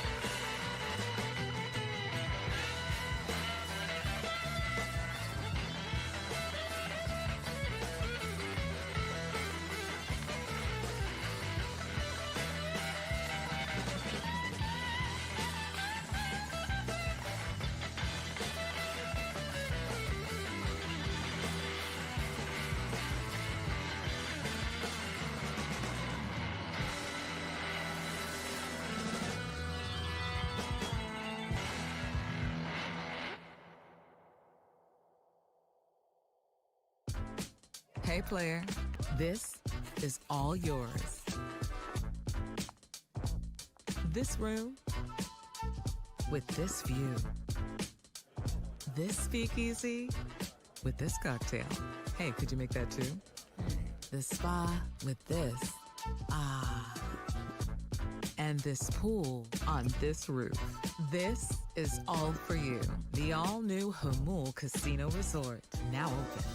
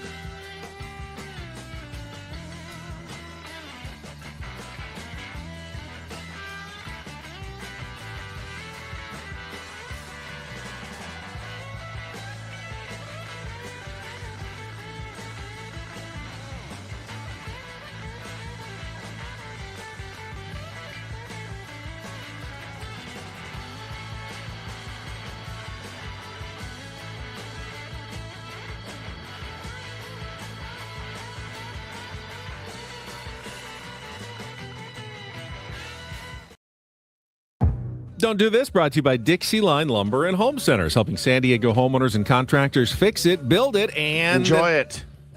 All right. Sometimes I enjoy the home run derby. Other years, it's I do. Last year's was pretty good. We found out the 6th participant in the home run derby yesterday. Bryce Harper, going to participate in his hometown. Makes sense. He, of course, was involved in 2018 in a showdown against now teammate Kyle Schwarber in a home run derby, which is kind of interesting. But the Don't Do This may go to Phillies manager Don Mattingly, who was talking with reporters after his team's 1-0 win over the Cincinnati Reds yesterday, and may have let something slip that has not been announced yet when he was asked about his feelings of, are you excited to see Bryce swing it in the Derby? Here's what Don Mattingly said. You excited to see Bryce swing it in the Derby? Yeah, I am, actually. I'm glad he's doing it, especially in Philly. Him and Kyle both, right? Oh, sure. Wait, what? Not sure on Kyle yet. Oh! I thought Kyle was going to do it. Maybe he's waiting to make sure he's... He's just digging. Yeah. So I'm glad he's doing it, especially in Philly. Yeah. He ever have a realization that I just said something, that immediately I was not supposed to say? Kyle Schwarber has not committed to the home run derby. There are 2 slots still available. It would make a lot of sense in his hometown. Obviously, he's go the against top his teammate home run hitter. It would create a lot of drama, but no one said anything. Is Major League Baseball waiting for a dramatic reveal? What's going on?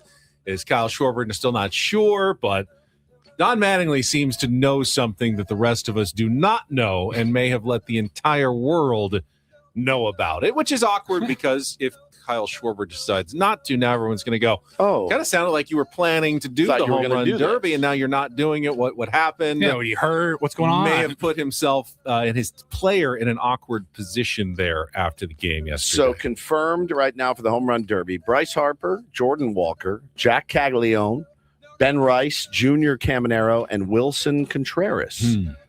Who will he try? Who will he try to fight during the home run derby? Wilson Contreras? Yeah. Well, they did.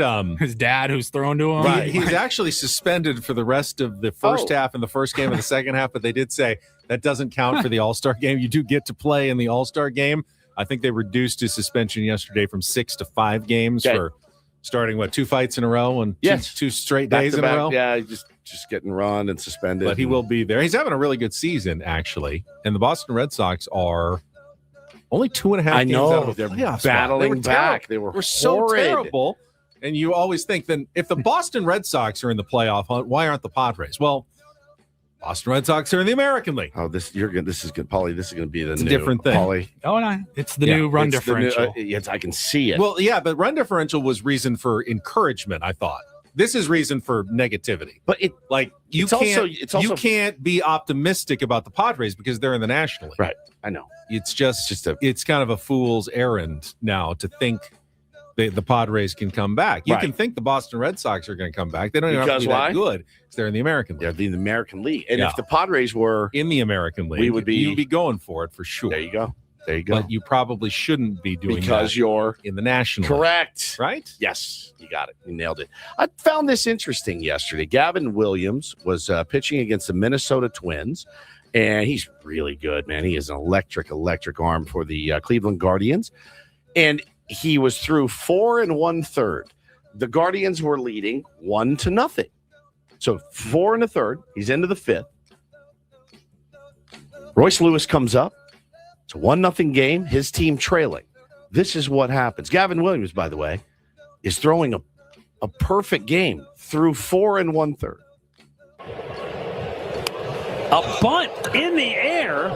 It will go foul by Royce Lewis. With one out here in the 5th inning.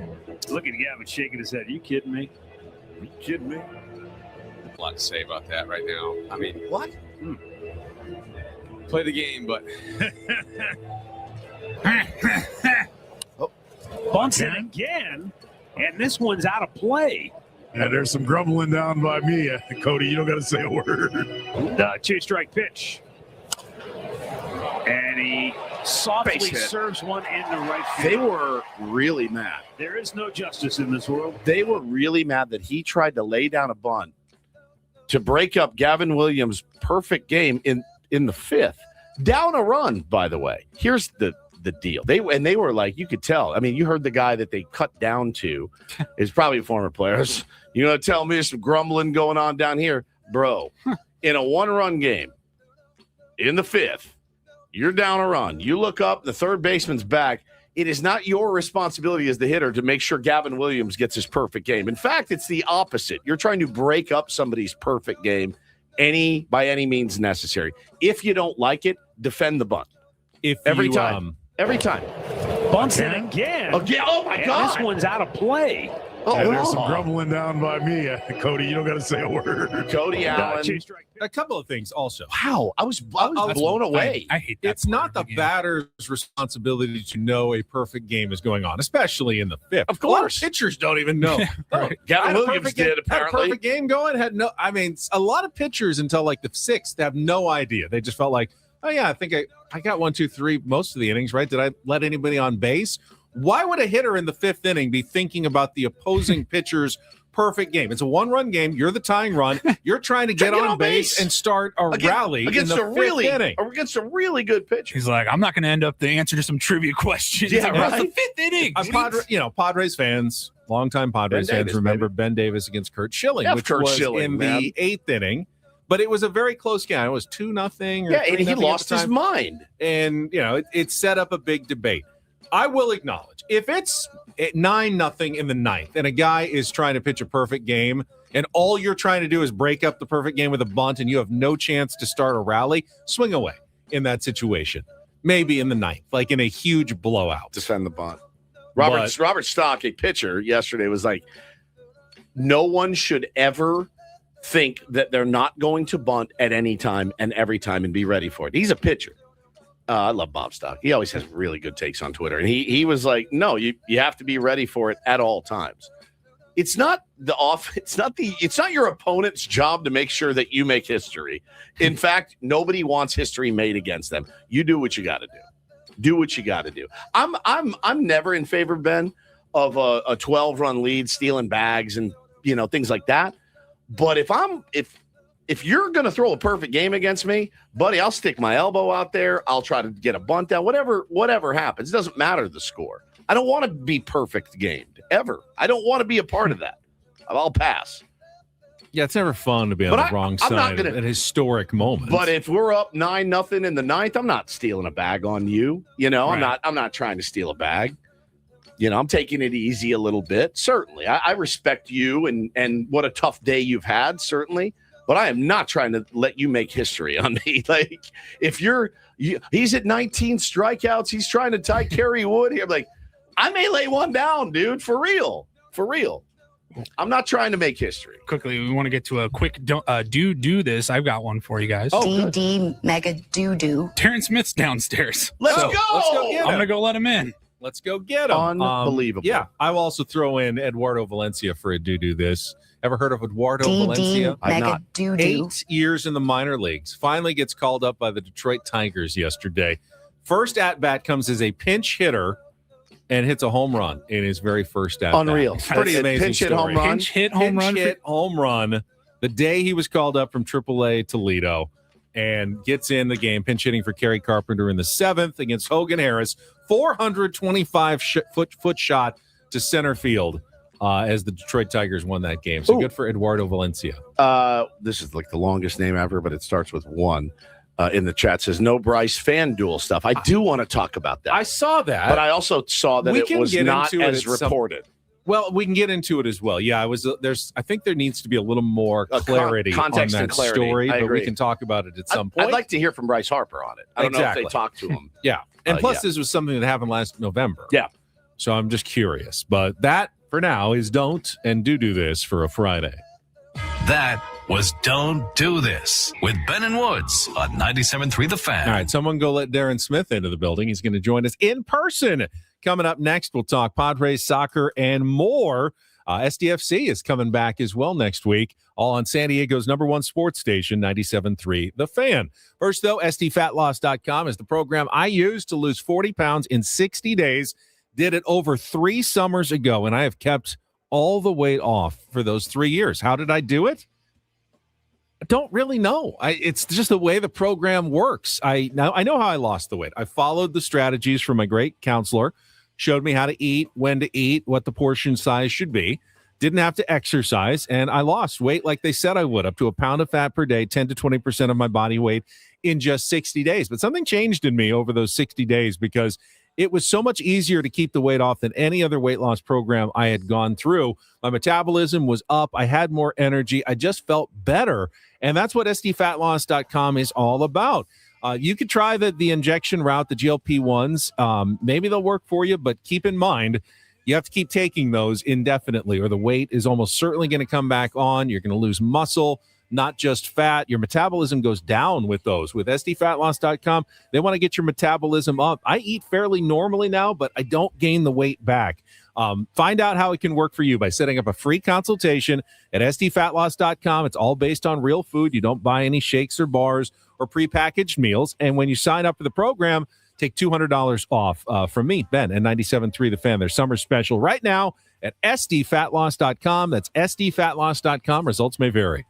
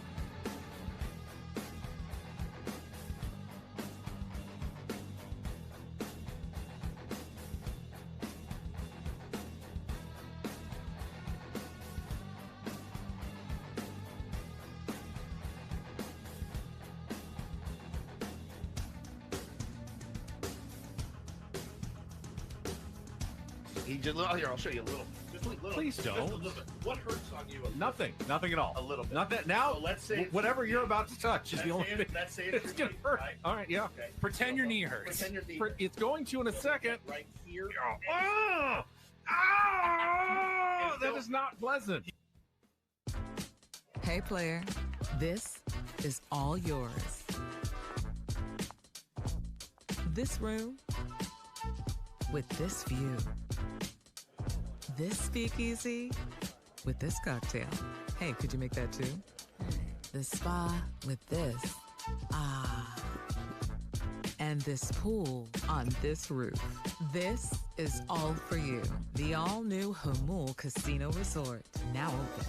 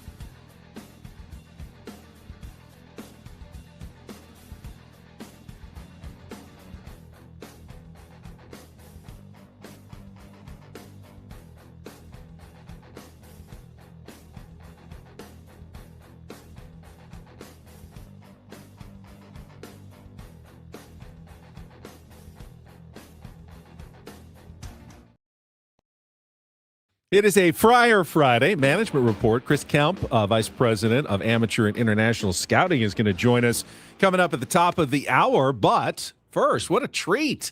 Unexpected this morning, because joining us in studio for his regular Friday feature, SDFC broadcaster, World Cup commentator, and Padres Friar Territory podcast host, Darren Smith is with us here on 97.3 The Fan. Good morning, Darren. Good morning. Good morning. Now, is his camera working? It is. Should it be?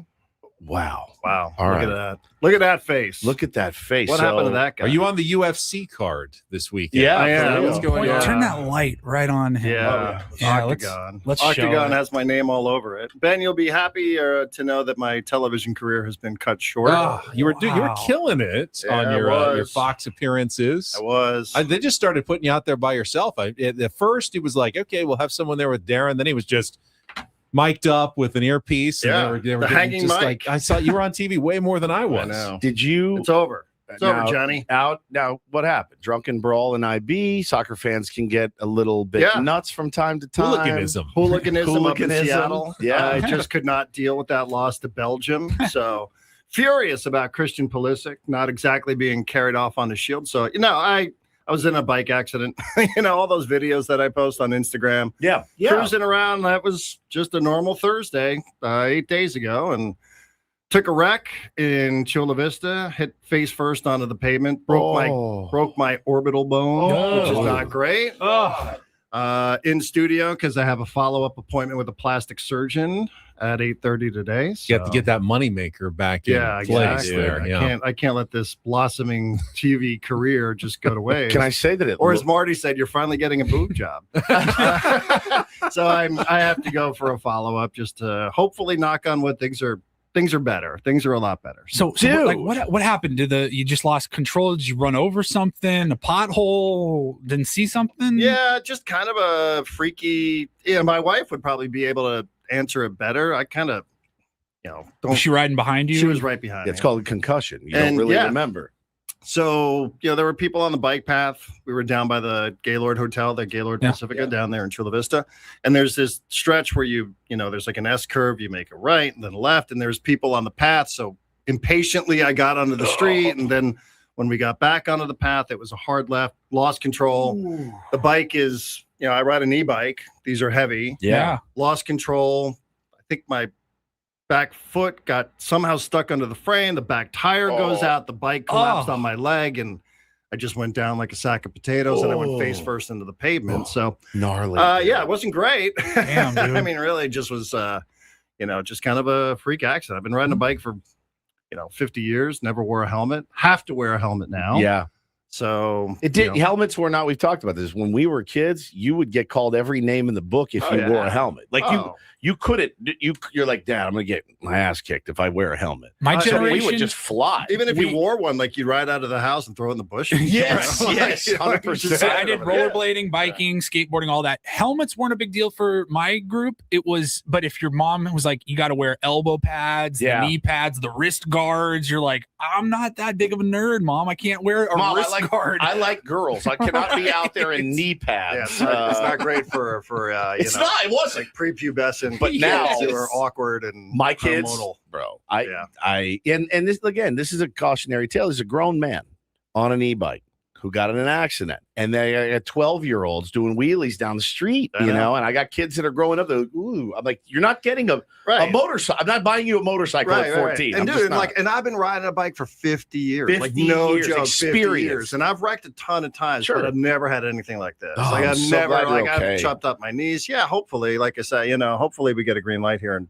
a little bit. I feel fine. You look it looks tough, dude. Some stitches up here, got like 20 stitches. It looks really tough. Yeah. Now you know how Jake Cronenworth feels. Yeah. Oh, you look like I actually thought about Jake a little bit too. Like, am I going to remember this? He had the worst time, man. I know he did, and I'm not Chicago. joking. Like, we had him on Friar Territory, and I honestly was like, did he remember doing that interview? Because we had him on from Denver, right? Which right after.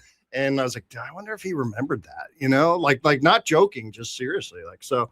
Did we talk to him in Chicago? He's like, it was the worst 2 months of my life. Yeah. Like, good to see him back, and I mean, hitting. There's not a lot lot to like. Currently, but I liked your idea of electric shock collars on the taint. Do something. It seems like enough already with this. It seems like it's something that would be elementary. And when this happens to a team, we're of course talking about the challenges and the Padres being just horrific at challenging and not challenging. It lets the casual fan that's never played but loves the game or loves the team or whatever, they go, you don't know the game in which you play. You don't know the game in which you play. You're not well versed on it. It opens up that door for criticism. Right. Like, how do you not know what a situation that calls for this is or that doesn't call for this? If I'm a player, I'm going to try to have as much pride in that as I can. And I know the game gets really fast down there. It does. And those guys throw really hard and the strike zone is tiny. But it's a bad look at the end of the day. It's a bad look when you're the worst in the league at it. Yeah. Are they statistically the worst? I think so. I think they are. I mean, what is statistically the worst? You can, if you only challenge 5 times, you get it all right. You're also not using it effectively. Correct. So it's not all about percentage. It's about what you get wrong and then what you don't even challenge. So there is, I think, some nuance to who is the worst. But I would venture to say the Padres have got to be near the bottom. And it is one of those things where you think, that is something that you should invest in because it's here and it can be used like as an actual, like it could have changed the game against the Dodgers, Big right? time. We still go back to the bat with Freddie Freeman. Like, and I know Michael King beat himself over that. But still, like it's like a real thing. It's going to be here, so you might as well figure out a way to use it to your advantage. Yeah, no question. And I could see I'd like to try to put myself in the shoes sometimes of the manager, of the reliever, of the hitter, the fielder. I do. And I'm like, what would I have done? I could absolutely see myself, Stephen Woods, burning 2 challenges in the first inning while pitching.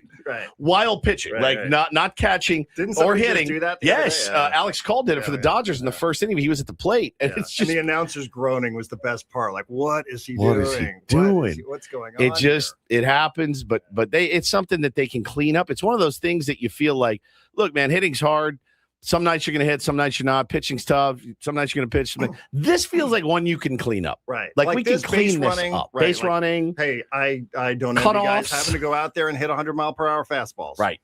But like knowing when to go to third, knowing that your lead is, like all those little things that you see adding up isn't helping anybody here. Like it's giving off the appearance of it's not organized. And Tim Flannery, it's not disciplined, right? It's sort of like everybody's just This isn't a tight ship. Tim Flannery said it best, and it's something he said to me, and I've never forgotten it. And I tell my 8-year-olds, the scoreboard dictates how you play the game. It's like his edict of baseball. It is like if he was going to get a chest piece, Tim's would say, the scoreboard dictates how you play the game. I have heard all those letters. It would, but he gave me his coach's manual. It gave me his coach's manual, and I have it at home, and I go through it all the time.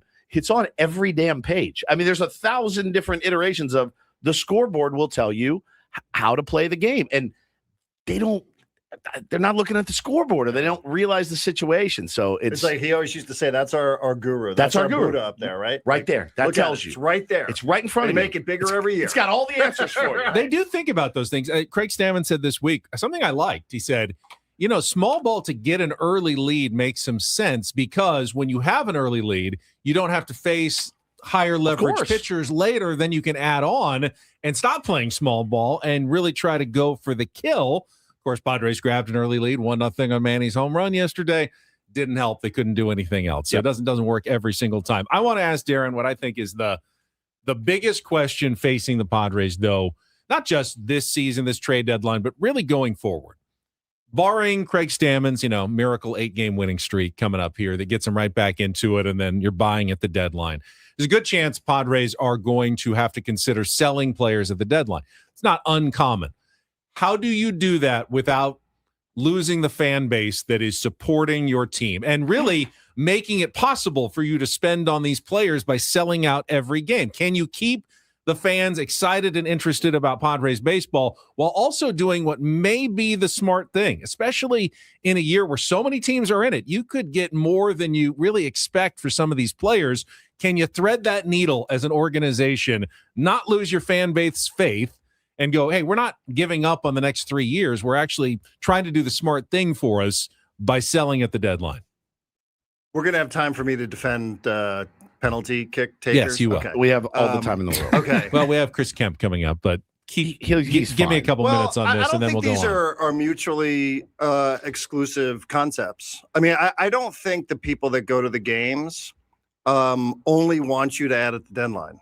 I think a lot of the people that go to the games probably think that if this isn't going well, you should sell. I think that they're Padre fans. I don't think they're Padre fans just for 2026. Now, maybe some of them would say, hey, listen, this isn't what I signed up for. Or this isn't what I thought it was going to be. Yeah.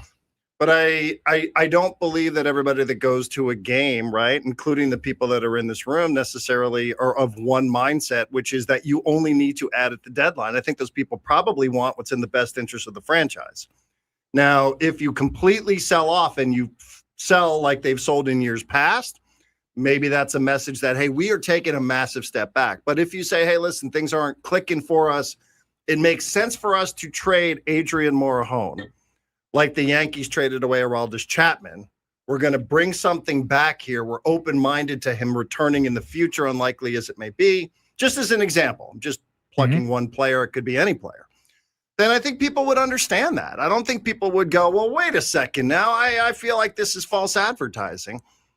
I think people would say, hey, okay, we understand it's a circumstance. You're always going to lose some percentage. But I think we give the fans a little bit of credit here that they want what's in the best short and long-term interest of the franchise. And if that's what it is, leading into the August 3rd deadline, then I think a lot of people would get it. And I think anybody that you lose as a result of that, then you just have to live with it. I feel like there's been more sentiment to sell this year as somebody that is literally in the trenches with this team for the last 8 years with you guys. There's been more sentiment to sell. I think you would make the fan base happier if you did something very savvy and forward thinking. I do. I just based on, again, the chat and Twitter and people I talk to every day, like, you can't go for it. Right. You just can't. And I think people would understand. It's not great. It's not great. I love what we thought. I loved what you said though. The other day on your show when you said, if you're the new owner and you get approved on this certain date, you walk in and go, all right, let's tear it down. Right? Like, it's not a good look. No. But again, the players are the ones that force your hand on this thing. If they're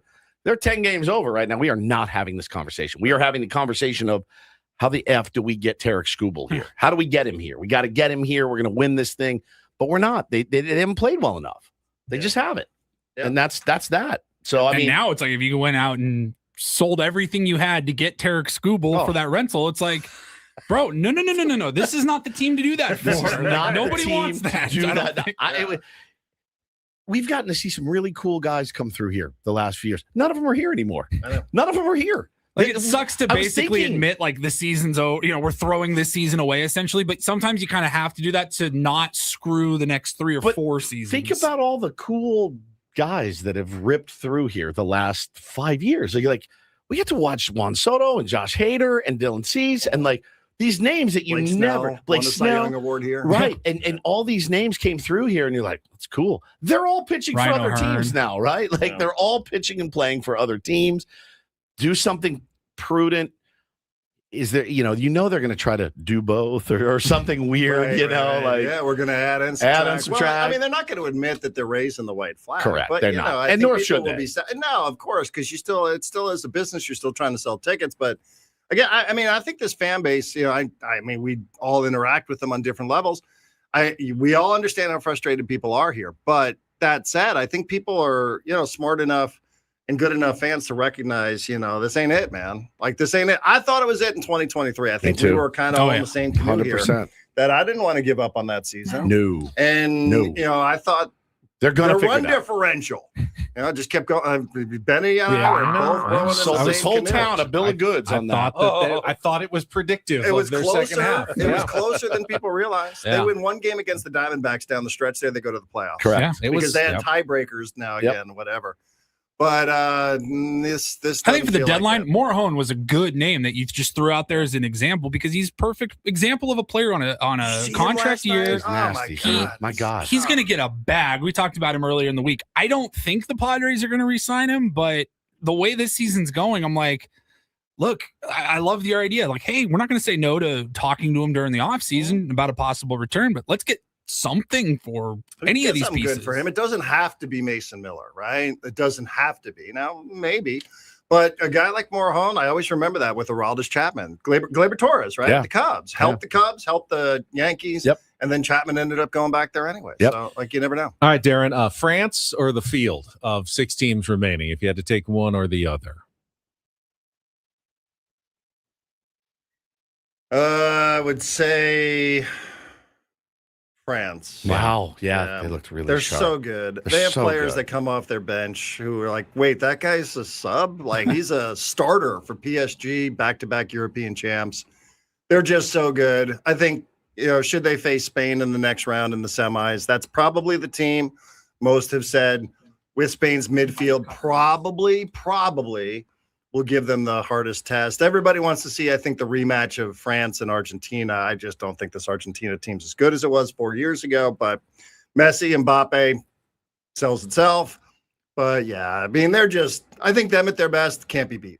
The disappointment of the USA's performance. I mean, we're not overreacting, right? It was hugely disappointing. A huge missed opportunity. Listen, there's lots of good takeaways from the World Cup, no doubt about it. I think it's converted a lot of people into fans. Hopefully they stay, like Ben and Woods. Yes. Paul. I know you guys have been great, even with me here with SDFC stuff all the time. Missed opportunity, didn't play well. Timid in the biggest moment, timid. Yeah. Somebody brought up a good point. I went out to SDFC 2 days ago. Somebody said, it's kind of like SDFC when they played Portland. Remember, they just ran through Portland 4 straight times. Yep. You're like, wow, they are so much better than them. They run circles around them. And then all of a sudden you face Vancouver. You're like, totally different team. Defensive team Paraguay, defensive team Australia, defensive team, the Turkey game, whatever. The defensive team in Bosnia. And then all of a sudden, here comes Belgium out of the gate. Right at you. Whoa, boom, boom, boom. On 3 your shots first minute, right? Like all of a sudden, it's like just their heads were spinning. So disappointed. Not where I thought they should have finished. And, the controversy, all that stuff, all the weight of all the things that were happening outside noise was too tough for them. And then finally, the penalty kicks, we were talking about it. We were more bad with the announcers for making a big deal about it. Hysterical. So the strategy for penalties, generally speaking, I don't have the numbers, the data in front of me, but it's like the longer you can make a penalty kick, take or wait, the better chance is that he will miss. Like a field goal kicker. Yes. Yeah. Make him wait, ice the kicker, all that sort of stuff. So I think that's probably what the announcers were alluding to. So it's always the knock. It's always why you see these goalkeepers go out there. They try the psychology, the mind games, right? They're always out there stepping on the spot.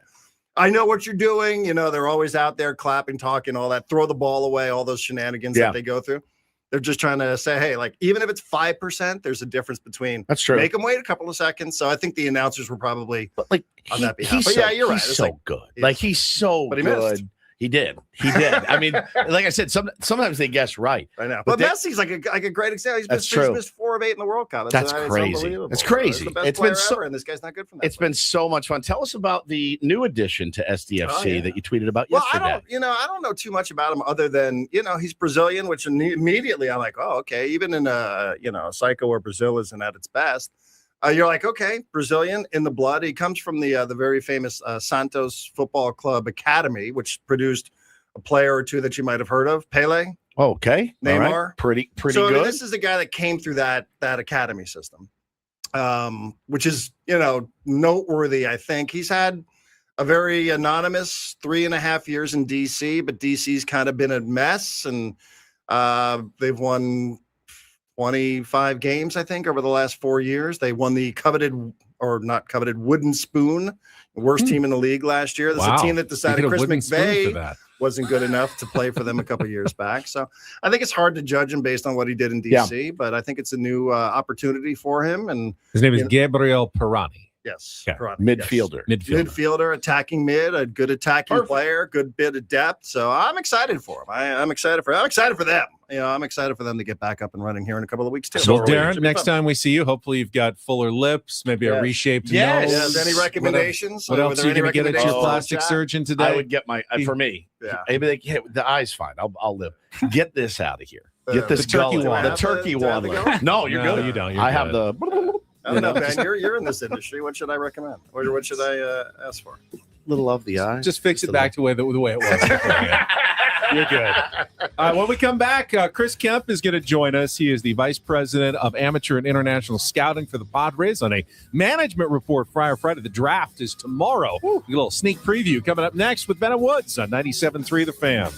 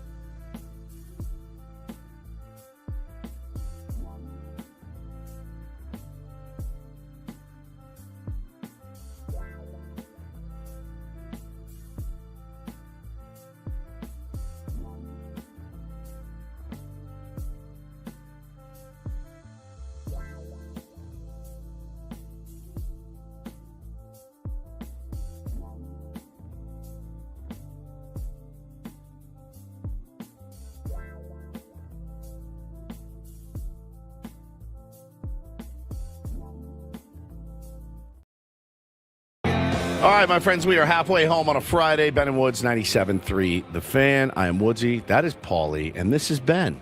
And we've got another guest ready to go here to start our 8 o'clock hour. It's our Friar Friday Management Report brought to you by SDCCU. It's not big bank banking, it is better. And on the eve of the Major League Baseball draft, we're joined by the Padres Vice President of Amateur and International Scouting, Chris Kemp. Big day coming up for Chris and AJ Preller. Chris, it's good to have you on the show again.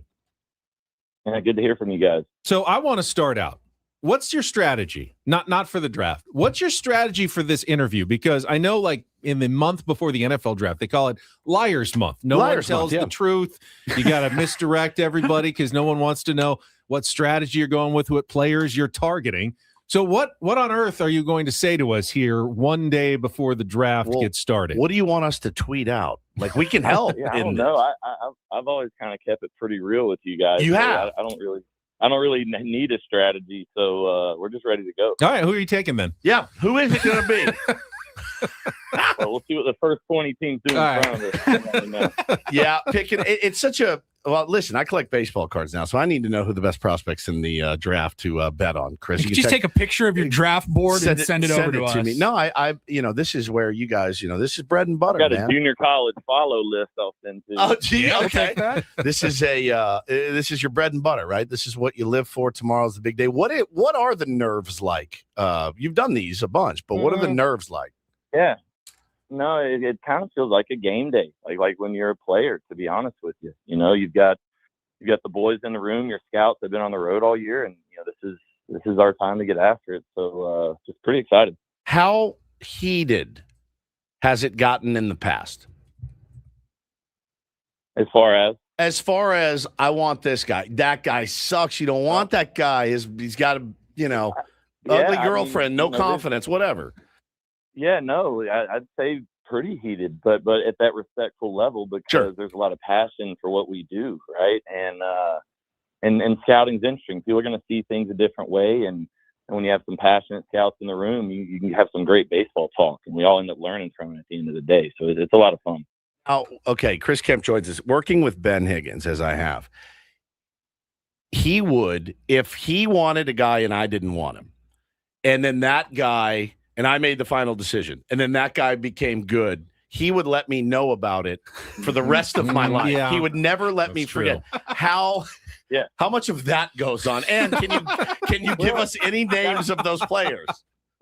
No, not really, because we've been just at this so long. We've got a lot of consistency with the group. For real, man. A lot of us been together over a decade now. Yeah. So it's like we're kind of past that, right? Like we know there's going to be hits, there's going to be misses. Like we just don't really lay off the pedal. So like, that type of stuff really never gets involved. Talking to Chris Kemp, Padres Vice President of Scouting, Amateur and International, ahead of the draft. First 5 rounds are tomorrow, then the rest of the 20 rounds on Sunday. People around baseball, Chris, say that you and the San Diego Padres have a type when it comes to the draft, specifically high school players, specifically high school pitchers, even more specifically left-handed high school pitchers, like the first 2 rounds yesterday. How accurate would you say that is? And is it is there a reason why that there has been so many in that vein in the last few years? Yeah, I don't know. I mean, one way to look at it is, when you're picking in the 20s, the last, few years in a row, being a playoff team, I'll take being in the 20s, right? You want to pick 30 one day. So like, it just, sometimes it rolls off. You feel like there's a ton of college guys that go, and you might have a chance to get that second or third best high school guy or the 17th best college guy type stuff, those type of debates. And, there's been a lot of close calls too, where, a couple picks ahead of us, things happen, and then it leads us to where we ended up. Right. So it might look like a certain type, but there's a lot of stuff that trickles down before that pick gets called. Well, and you guys will be looking for dudes. And this is my favorite. You taught me this, man, many, many years ago. Is he a guy or is he a dude? Is he a guy or is he a dude? I've told my little leaguers, you want to be a guy, you want to be a dude. I was a guy, but I'd like you guys to be dudes. And when you are assessing a guy or a dude, what's the difference in a guy that's just a guy and a guy that's a dude? We talk about makeup a lot. It's someone's drive, their competitiveness. being a good teammate, getting after it, playing hard, good body language.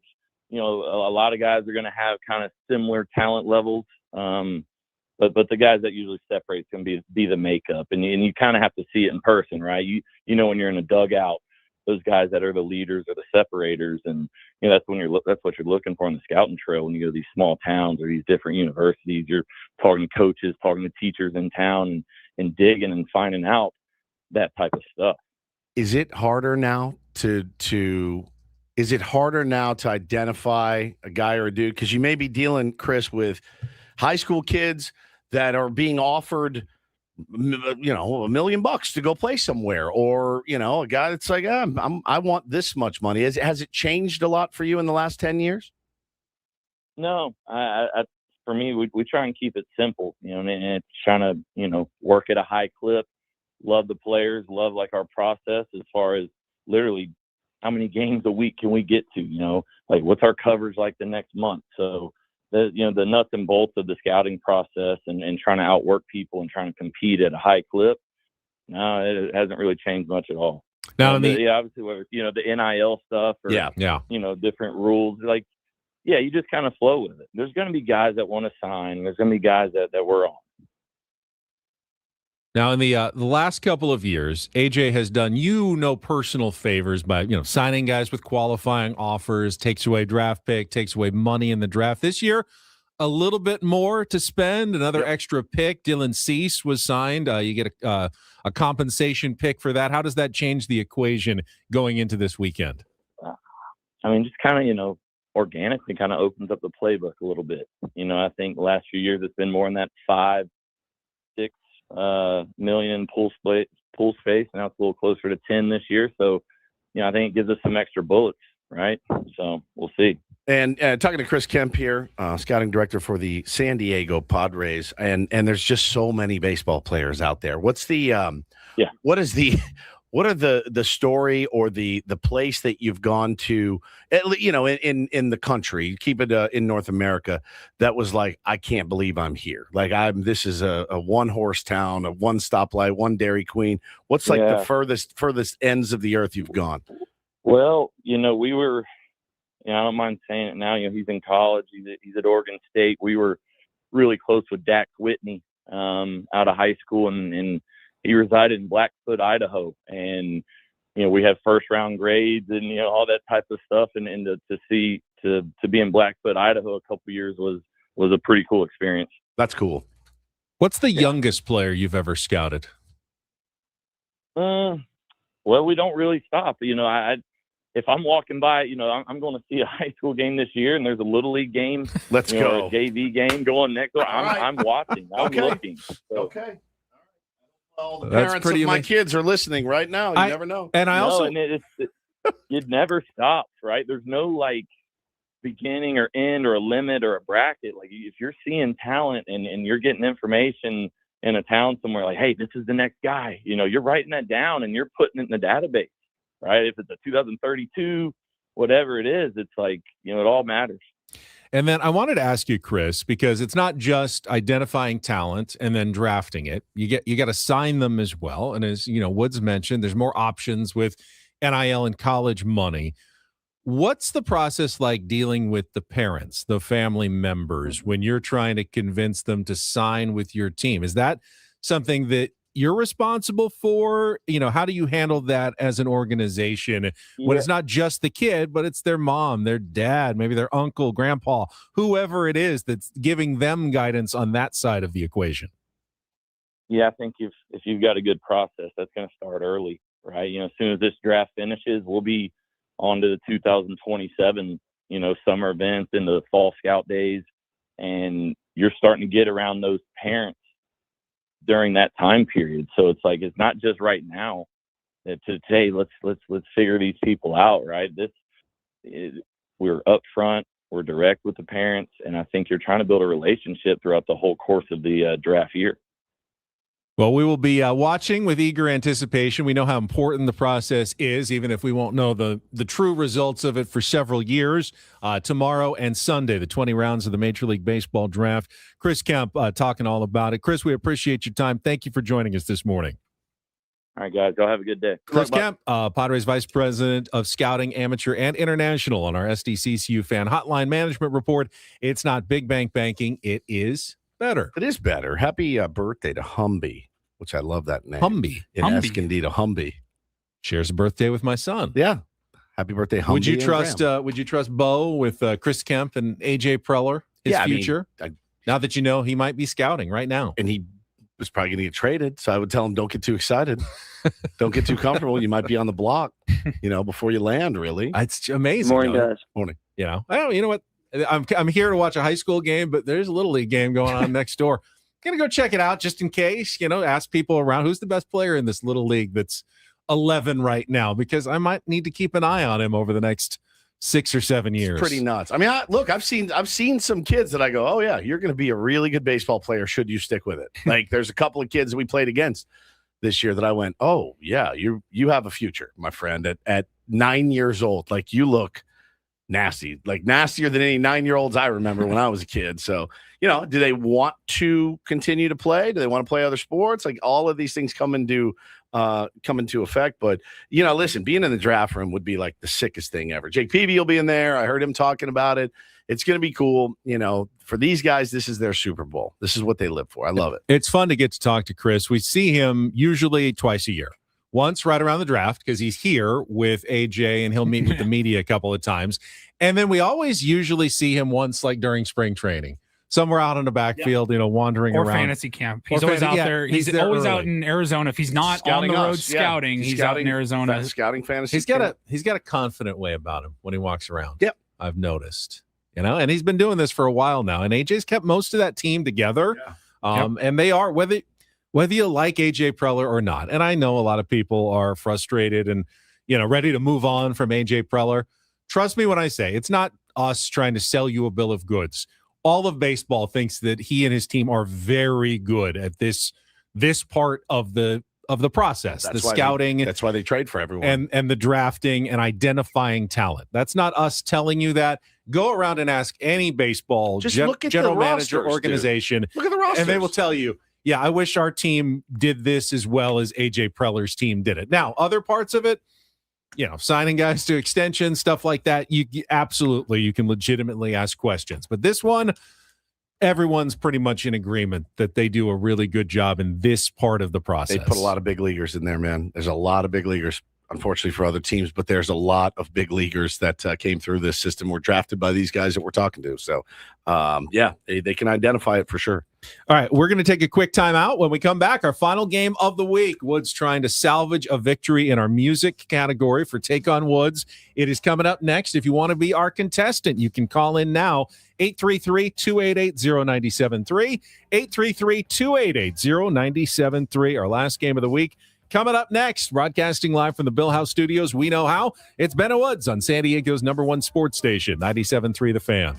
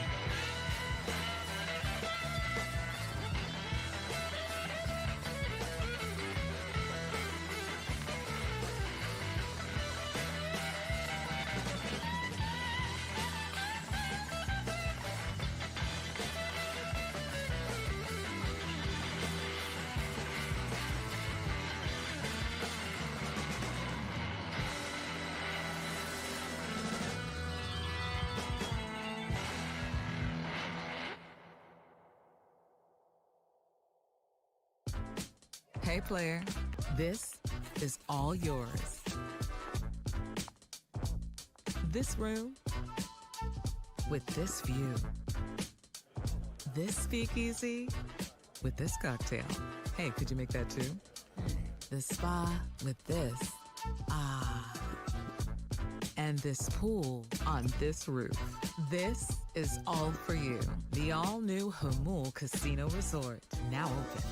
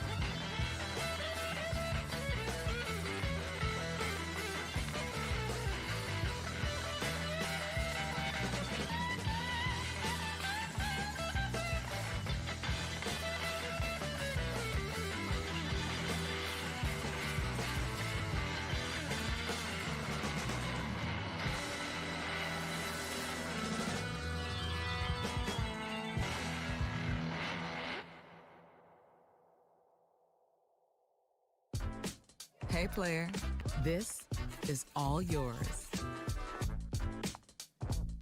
This room with this view. David P. Shapiro, criminal defense attorneys helping good people regain control of their future when charged with a crime since 2010. Visit davidpshapirolaw.com. Woods just told us that it's National Pina Colada Day. I do love pina coladas. Do you like getting caught in the rain? No. I don't like the rain. Sorry. Rupert Everett.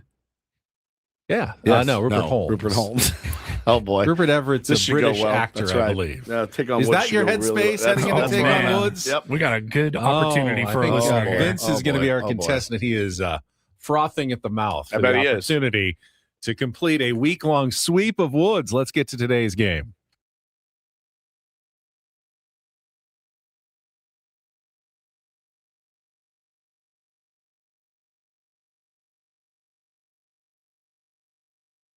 Take on Woods is brought to you by Bay Alarm, security and fire alarms for every business. We got you. As I mentioned, we got Vince as our contestant this morning. Hello, Vince.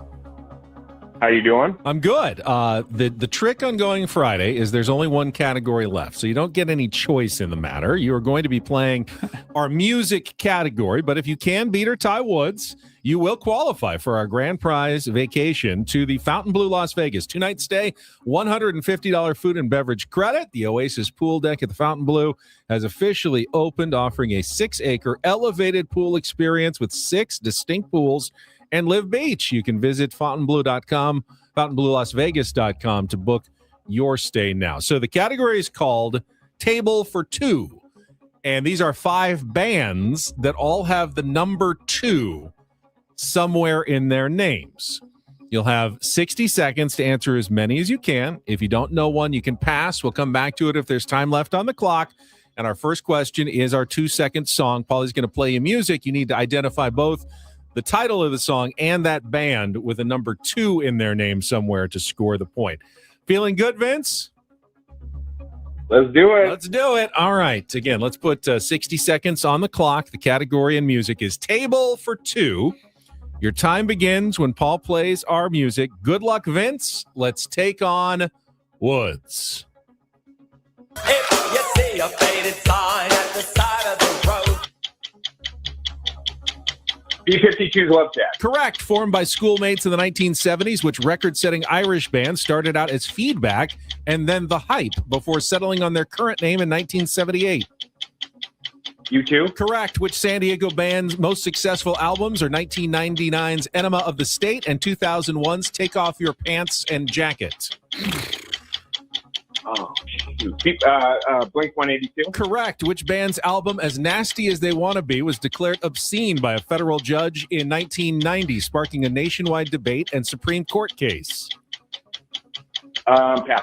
Which English band found their biggest success in America with the 1986 top 10 single, Something About You? Let's go back to Which band's album, As Nasty as They Wanna Be, was declared obscene by a federal judge in 1990, sparking a nationwide debate? And we're out of time. 2 Live Crew was that one, and Level 42, a personal Ben favorite for the last one. 3, not sure if it'll be enough. We'll see. Let's bring Woods back in. Music category. I'm not giving you the category. Vince's score is locked in. Okay. 60 seconds on the clock. Your time begins when Paul plays our music. Good luck, Woods. Let's take on Vince. That's the Love Shack by B-52. Correct. Formed by schoolmates in the 1970s, which record-setting Irish band started out as Feedback. Correct. Which San Diego band's most successful album? Blink-182. Correct. Which band's album, As Nasty as They Wanna Be, was declared 2 Live Crew. Correct. Which English band found their biggest success in America with the 1986 top 10 single, Something About You? There's something about you, baby. That is what's the category? Numbers. Specific number. Oh, really? Mm-hmm. Oh, that's is that UB40? Ooh, no, because it wasn't 4. The number was 2 in every band. I thought it was U2. Level 42. Level 42. You got 4 and you won 4-3. You were not shut out this week. Vince played a good game, but the last 2 got him, and you pulled it out. 2 Live Crew was the difference. Did your 2 Live Crew? My guess is you were not allowed to listen to As Nasty as They Want to Be. Wake up. It's the first. No, that's not the right That's one. not it. It was this one. Miso. Morning. Me love you long time. Sitting at home with my on hard. So I got the black book for a freak call. Picked up the telephone, then dialed the 7 digits. Said, yo, this is Marquise, baby. Are you down with it? I arrived at her house, knocked on the door, not having no idea of what the night had in store. I'm like a dog in heat, a freak without warning. I have an appetite for sex. Excuse me, so horny. So the answer is I was not allowed to listen to them, but I did anyway. Oh, you did anyway? Oh, we defied parental edicts. We passed that tape around like you wouldn't. I haven't heard anything like fine. You have all these new artists out. When 2 Live Crew, when that thing came out, even the record cover, you're like, God bless. Benny, I'd never heard anything like that in my life. ever. I remember the media circus around it. I, of course, firestorm. would never have listened to anything like that. You never did you? Still haven't. No, too sensitive to my ears. I mean, it's as hardcore read as it it on, gets. I've read it obviously on the radio myself, but never actually listened. I don't. It was a groundbreaking moment in music. That record coming out, groundbreaking. Really in society. It was a big court case, a big issue deal in the early 1990s. Yeah, same with Eazy-E's tape, same with NWA. I mean, these were passed around illicitly by all of my friends in 7th, 8th grade. And yeah, okay, all right, Mom, we're leaving for school. And boom, maybe it was a CD. I can't remember if it was tape or CD. I think it might have been a CD. And you put that in, drive to school with your buddies in your mom's minivan in freshman year or sophomore year, and you just lost your mind. You never heard anything like it. What were those Blink-182 albums?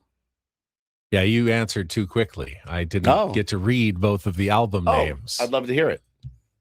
Paulie probably already. I already have it, but I was just gonna, if you want. 1999's Enema of the State and 2001's Take Off Your Pants and Jacket. Those are the Blink-182 most successful albums. Correct. Local band. Correct. This hour on 97.3 The Fan is brought to you by GL Pools, the swimming pool experts trusted by thousands of San Diegans since 2006. Baseball season is in full swing, so is swim season. Make sure your pool is ready. Call now, mention radio for a free month of pool service. All right, let's get to something a little less risque, like our MLB Reacharound. Take off your pants and jacket. Coming up next with Ben and Woods on San Diego's #1 sports station, 97.3 The Fan.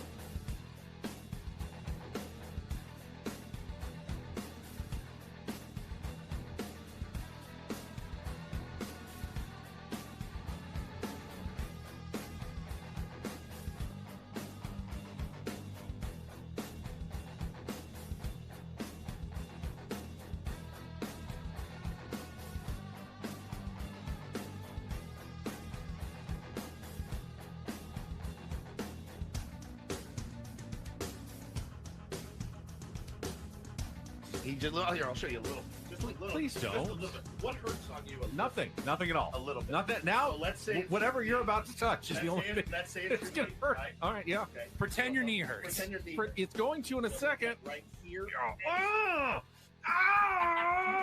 That is not pleasant.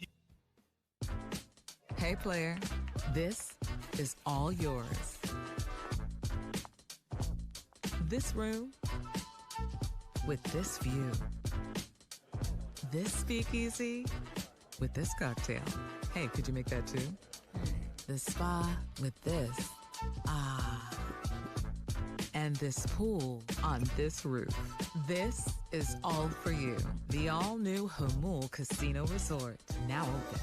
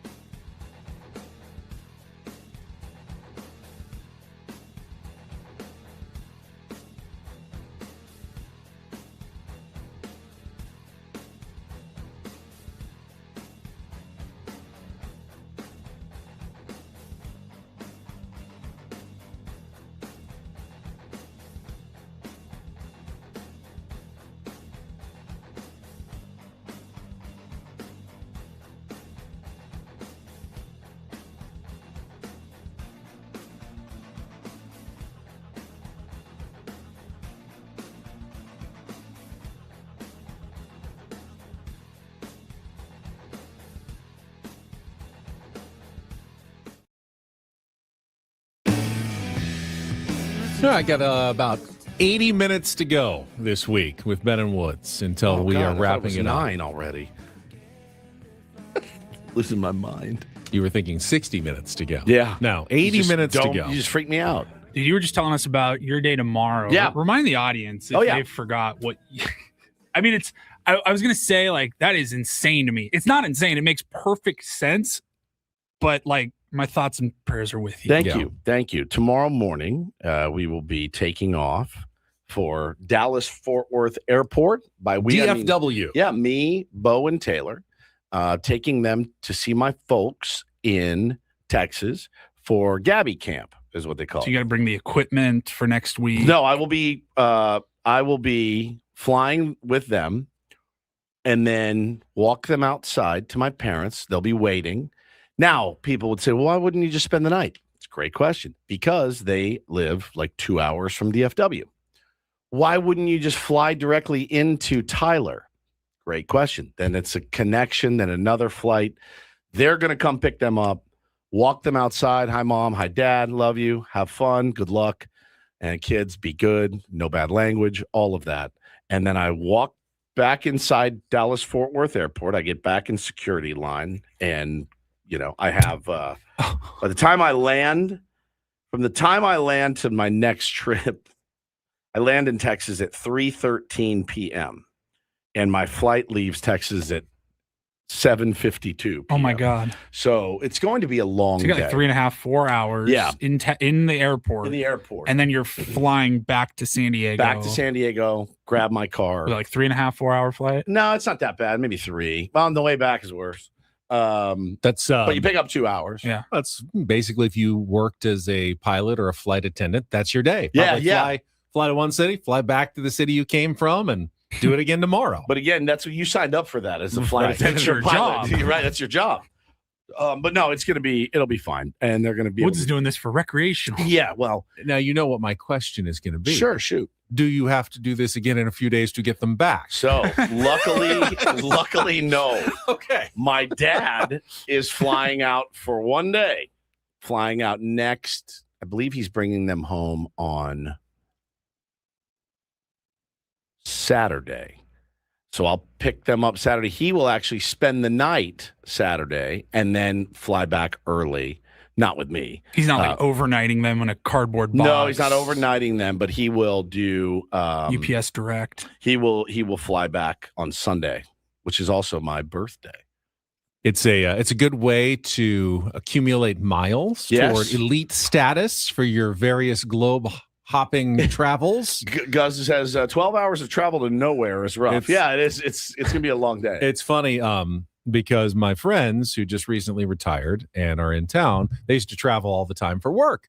But my friend's wife, Carrie, she was so close to 1 million miles.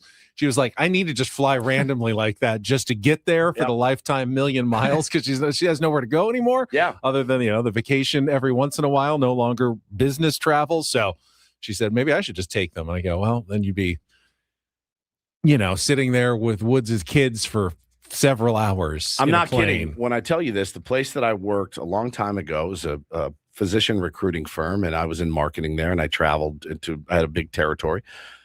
There were guys that I worked with, the higher ups. They traveled a lot. They would go out to meetings with all the reps, right? And we're going to come out this week and shadow you and be there to help you close business or whatever. They were so psychotic about their status. They would be huddling by a cube. They go, look at this, dude. Round trip to London, $375. Let's do it. And they would fly to London and back to get miles, just to upgrade their status to platinum or diamond or sapphire, whatever it was, whatever they were shooting for, which is insane behavior to me. I travel when I want to travel. Like it's time to go on a trip. Fine, no problem. To go like, I'm just going to fly to London or France or something and back because it's cheap, not even stay, just to get the miles is insane behavior to me. And they did it a bunch. It's nice to have status and upgrades. I mean, we got to fly first class. Yeah, It's pretty cool. I can understand why you'd want it. But ultimately, all your flying that you're doing to accumulate these miles is just so you can get more air travel, what you've already been doing. That's all the airlines can really offer you is more air travel, what you've already been doing. So, yeah, it's a lot. That's a lot of travel. Yeah, it's a lot for no reason. But they're so excited. My parents, they get to see them, a few times a year, so they get them for a full week. Yeah, good luck, Mom and Dad. Good luck. I wish you the best. Someone said you should probably pay for the lounge access in between. Not a bad But you already idea. have a meal plan.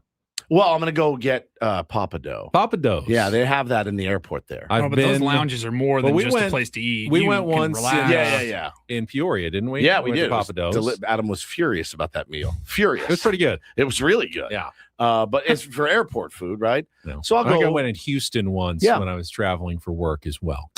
Good work expense account restaurant. I will go have a meal and read and listen to music and watch shows. And so I got shows that I've got kind of on standby. I'm ready to go. Is it our beloved Summer's birthday. Our dear listeners, Charisma and Chris, their baby Summer. We know Summer. She's turning 1 year old tomorrow. No, like 3 months. Maybe. Dude, I know. A year? The time it's been has a year. Good yeah, Lord. it was right around the All-Star break last year, wasn't it? Sweetest baby. So happy birthday. Happy birthday, Summer. I don't know. We met Penelope on the trip as Penelope was amazing Very on the sweet trip. baby. Very sweet. So yeah, that's what I'm doing tomorrow. And then I'll fly back. And this is a weird feeling too. We've got a scrimmage on Sunday, but my little guy, my starting catcher, my son will not be there. So I'm going to go coach others' kids on Sunday. So that'll be really fun. So I'm looking forward to that. So there's a chance, Benny, I'm just sitting on an airplane like Craig Stammen poring over lineups and defensive rotations and whatnot again. That's what I'll probably do. And I probably will upgrade and go get the lounge access if I can and, relax and do some work. Well, enjoy your Not on this show, just on my baseball team. Enjoy your Saturday. Right. Sounds exceptionally pleasant. It's going to be great. All right, let's get to today's MLB Reacharound. They're doing the Reacharound. They're doing the Reacharound. Everybody's doing the Reacharound. I know everybody dying to know who stayed out of last place in the NL West this week, and the answer is the San Francisco Giants pulled one out against the Rockies yesterday, 8-2. Casey Schmidt hit his 18th home run of the season. Aztec for life. Giants remain just a fraction ahead of the Rockies in the cellar dweller standings in the NL West. The Braves doubled up the Pirates 10-5. Matt Olson hit his 25th, and Mike Yastrzemski, former Giant, hit a grand slam for the Braves to seal the win. The Orioles topped the Cubs 3-2 to avoid a 3-game sweep. Jeremiah Jackson's pinch hit 2-run double in the 8th inning was the difference. Bang, bang play at the plate. Pete Alonso sliding in with what turned into be the winning run. They reviewed it. He was reviewed safe on second glance. The Yankees got 2 more home runs from home run derby participant Ben Rice. He's at 28 for the season. 28. Beat the Rays 12-4. Ended up splitting that 4-game series. So Tampa Bay right where they were when they started with a 4-game lead over the Yankees in the AL East.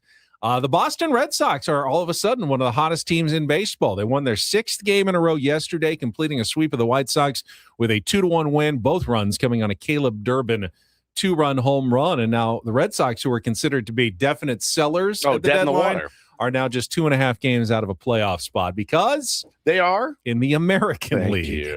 The Cleveland Guardians beat the Twins 5-2. They avoided the sweep there. We talked about Gavin Williams was perfect into the 5th before a bloop single after a couple of bunt tries. Did strike out 11 in 7 innings in the win. They're just a couple games above 500, though. They have one of those wild card spots just behind the White Sox. Mets over the Royals 7-3. The Mets beating All-Star Michael Wacha to win that series. Rangers got a walk-off RBI single off the wall by Wyatt Langford in his return from the injured list. They topped the Angels 7-6. Brewers doubled up the Cardinals 8-4. Tough series for the Cardinals. They dropped 4 out of 5 in the 5-game set that included a doubleheader. The Phillies shut out the Reds 1-0. Jesus Luzardo has been hot. 7 innings, 2 hits, 11 strikeouts. It's the 9th straight win for the Phillies when Jesus Luzardo takes the mound. The Marlins just keep winning 6 in a row, completing a sweep of the Mariners. Beat Bryce Miller this time, 8-4 the final. And as I mentioned, Eduardo Valencia, the rookie, hit his pinch hit home run in his very first Major League Baseball at bat for the Detroit Tigers in a 4-1 win over the Athletics. Can we talk about that Bryce Harper story just briefly? Yes. Mentioned it earlier. So video came out yesterday of Bryce Harper. It was the Philadelphia Inquirer ran a story yesterday. Who apparently is an ambassador or representative for FanDuel. Right, a partner of Major League Baseball. Right, sending out a personalized video to a FanDuel customer, a player, basically wishing him a happy Thanksgiving. Why did they send out this video of Bryce Harper? Like, Bryce Harper's probably not sending out videos to everybody. Well, this was a particularly important player for FanDuel. He had wagered $18.5 million on the site, losing about $1.5 million total to FanDuel. So they wanted to show him some VIP treatment, showering with champagne, Super Bowl tickets, and using Bryce Harper to send him kind of a thank you video, presumably as an enticement to keep gambling. So again, that was kind of the original reporting, was that it was like, hey, Bryce, we've got a whale. And he just lost $1.5 million. Need you to make a video for him. Want to keep him coming back. Correct. Right? And so that's not really the case. I doubt very much. I know that he made. If that was the case, what's the big deal with that? What's so bad about it? So it's encouraging, like, hey man, you're an alcoholic, let me pour you a cocktail. I see right? You know what I mean? Yeah. I was just thinking of it strictly as, or let me have this cool people to come out and pour cocktails for you. Let me get Brad Pitt to come pour you cocktails this weekend. Yeah, right? No, I understand that. Okay, I was trying to process. I was thinking of, like, if you're a company that pays anybody, whether it's an athlete, a musician, a movie star, to endorse your stuff, and you have a very important client and customer, VIP treatment is very real. That doesn't seem that crazy to me. It's very real. Craig Calcaterra, who summed it up pretty well, said this in his newsletter. He said, it's extraordinarily unlikely that Harper himself knew the first thing about Thompson, who's the guy. Right. Of course, he was just doing a thing for an official partner of Major League Baseball, for which I assume he was paid. Neither Harper, his agent, Scott Boras, the Phillies, or Major League Baseball would provide any comment for the article, however, so none of them deserve the benefit of the doubt here. And that's the monster that is the gambling companies, the professional sports leagues, federal, state, and local governments have created. I'm a big personal responsibility As am guy. I. Big personal responsibility. It is also very presumptive of us to just assume that a guy who bets a lot of money has a problem. It's a problem for some people. Others, I mean, I think he did. If the guy has, I think he almost hundreds of millions suicide. of dollars. Okay, well, that would be a problem. I didn't see the difference, but you can gamble a lot and not be a problem gambler. There's absolutely. Hold on. It is absolutely something you can do recreationally if it's not impacting the rest of your life. If you're not like gambling away the rent money, and but if you're doing it a lot, if you do anything a lot, isn't it a problem? Oh, it's okay. Let's say, I think let's say I'm a billionaire. Okay, yeah. I've got $1 billion, and I like betting $1,000 on every game I watch. Has absolutely no impact on my portfolio. I just like having some action on the game. I don't know that that's a problem. It's only a problem if it affects the rest of your life. I think it's a weird delineation, right? Like, if you have to do something every day, then I think it's a problem. But it's the way that we're defining problem. Like, you're an addict, right? If you're doing it every day, no matter if you're a billionaire. I mean, I'm addicted to my Peloton now. If I don't do it, I feel uncomfortable. It's a bit of an addiction. Like, mentally, I got to do my Peloton every day. Yeah. It's a positive thing, so no one calls me an addict, but just because I enjoy doing it every day and will feel weird if I don't do it, do I have a problem? Maybe. I don't know. I mean, if it's not affecting the rest of your life negatively, though, do what you want. If it's not affecting other people negatively, do what you want. Yeah. If it is, then stop doing it. I don't know. It's a weird story for sure. Paul's got more headlines like that and more in the Reindl Report weird next. Stories for sure.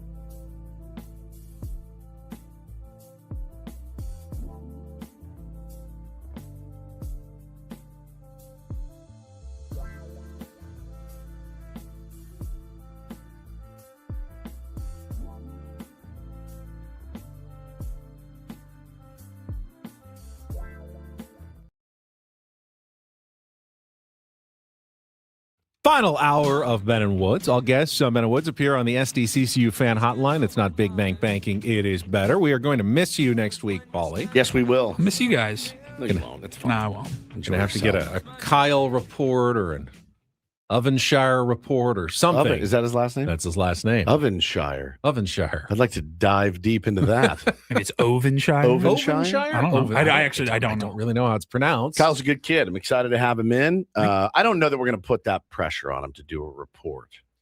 He can have a lot on his plate. Well, I mean, I'm going to grill him and stuff every day. Yeah. I'm going to have fun with him, but I'm not going to. I don't think we should make him do a Kyle report, right? Well, when Frank, who now, is the producer of Braden's show, would come in and fill in, we had him do 3 NASCAR stories. And it was always, NASCAR and occasionally Formula One. He just loved his auto racing. His auto race. He's like, this is my segment. And it's true. Like, Paulie, you could do whatever you want. Good. You can do whatever you want, in your segment. I do try to pick stuff that I think you guys can at least, riff on with me a little bit. Of course. Talked about. Yeah, what? I don't even know what I would talk about. Right. You know what I mean? Right. Exactly. But you can. The Kyle file. That's a good name. Ooh, all right. It Kyle might be Not sold.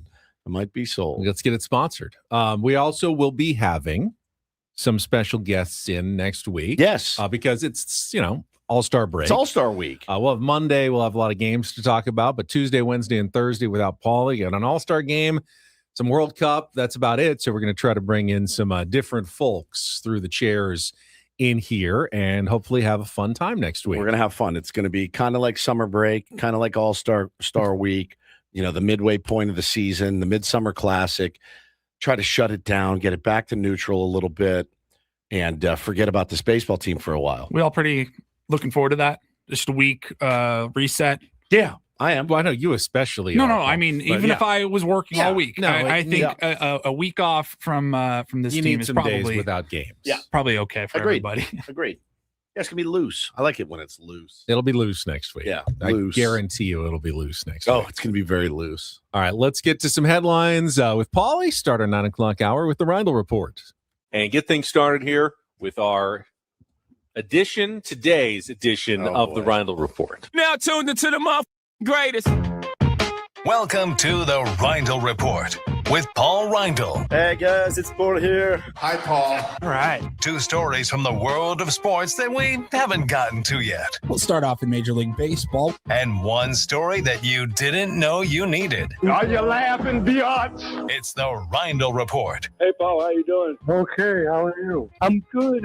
How are you doing today? Okay, how are you? On 97.3 The Fan. Are you ready to bless the mood? I need some help, please. That was good. Can I get a yeah? Oh, yeah. All right. All right. Hey guys. All right. Paul here. Hey guys. I need you, Woods, while you're traveling tomorrow, scour the internet for someone who says, "Hey guys, it's Kyle here," for next week. Okay. Well, I do like to scour the internet, as you know. I don't know that I could do that scouring in an airport. Ah, right. So you know. Yeah, I wouldn't. All right, let's get started here. One of these stories that pops up, guys, where it's kind of unlike us to have not talked about this for a few days. This story's been going around in the NBA all week, and I kind of wanted to personally I was so confused at what was going on. I'm like, I want to wait a couple of days and just kind of see how this story develops. Some you got to let play out. Talking about the bizarre story with San Antonio Spurs and their play-by-play broadcaster, Jacob Toby is his name. He's been there for the last couple of years. I believe he's hired in 2024. I also believe he recently signed an extension, a contract extension with the Spurs to remain on the broadcast team. And he has reportedly been removed from his position and let go by the team after an alleged affair that he was having. He was allegedly cheating on his girlfriend. I don't think fiance or wife, girlfriend, but he was with the sister of one of the Spurs players. Yes, the sister of Lindy Waters. Lindy Waters, the third, yes. And this all kind of came to light when a fairly bizarre Instagram story was posted on Jacob Toby, the broadcaster's Instagram page.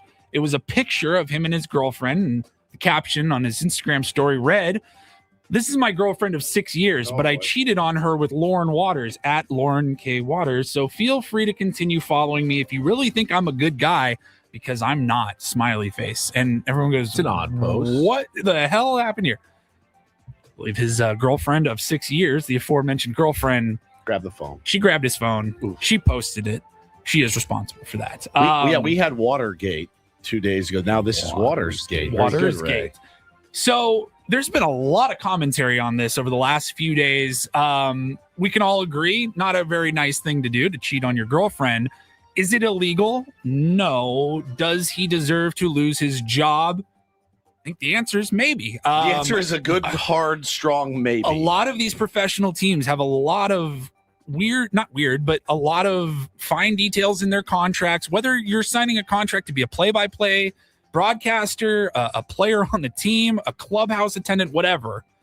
There are certain rules in your contract, morality clause, that says, hey, sometimes a company might say we discourage it. That means you can, but we're saying please don't. Yeah. And then there are other companies like, hey, no intercompany relationships. Right. Whatsoever. And I think in this case, I mean, Colin Cowherd came out yesterday, was like, lawyer up. Like, you got a lawsuit on your hands.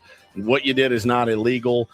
Now, the other thing you don't know is how the brother took that, right? Like, how did Lindy, what's his name? Lindy Waters. Yeah. How did Lindy Waters take that news? That's not really his business. It's really not. It's not his business. It's really not. But if he wanted to assuming his sister is a consenting adult, correct?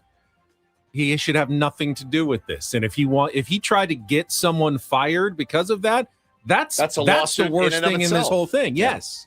Again, though, what I think people are saying is, what if there's in his contract, like, hey, you cannot do any of this. Now, she's not a team employee. That information also came to light by someone invading his privacy, correct? Also true. Well, this is the moral of the story. Don't let anyone else have your phone. Well, that unlocked. Yeah.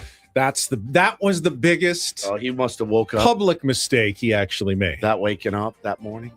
Because if he doesn't do that, probably life goes on and no one finds out about this. Maybe it's gossiped around the, water cooler at I'm sure way worse has happened in any of your favorite organizations. But he's not losing his job unless his girlfriend posts that on social media.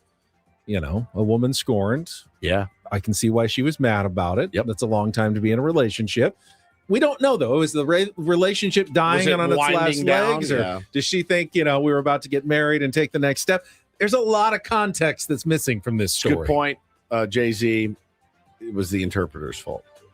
Right. That's who did it. But nobody should. But I kind of agree with Colin Cowherd. This guy's got absolutely a legal case to at least get paid. I mean, if the Spurs don't want him broadcasting because they think it reflects poorly on the organization, fine. They can make that choice. It's their team. They can hire and fire who they want. But if he's got a contract, I'm not sure they may have to pay him out. Oh, I don't think there's any question for this at the end of the day. Do you have a morality clause in your contract? I don't know if we have one here.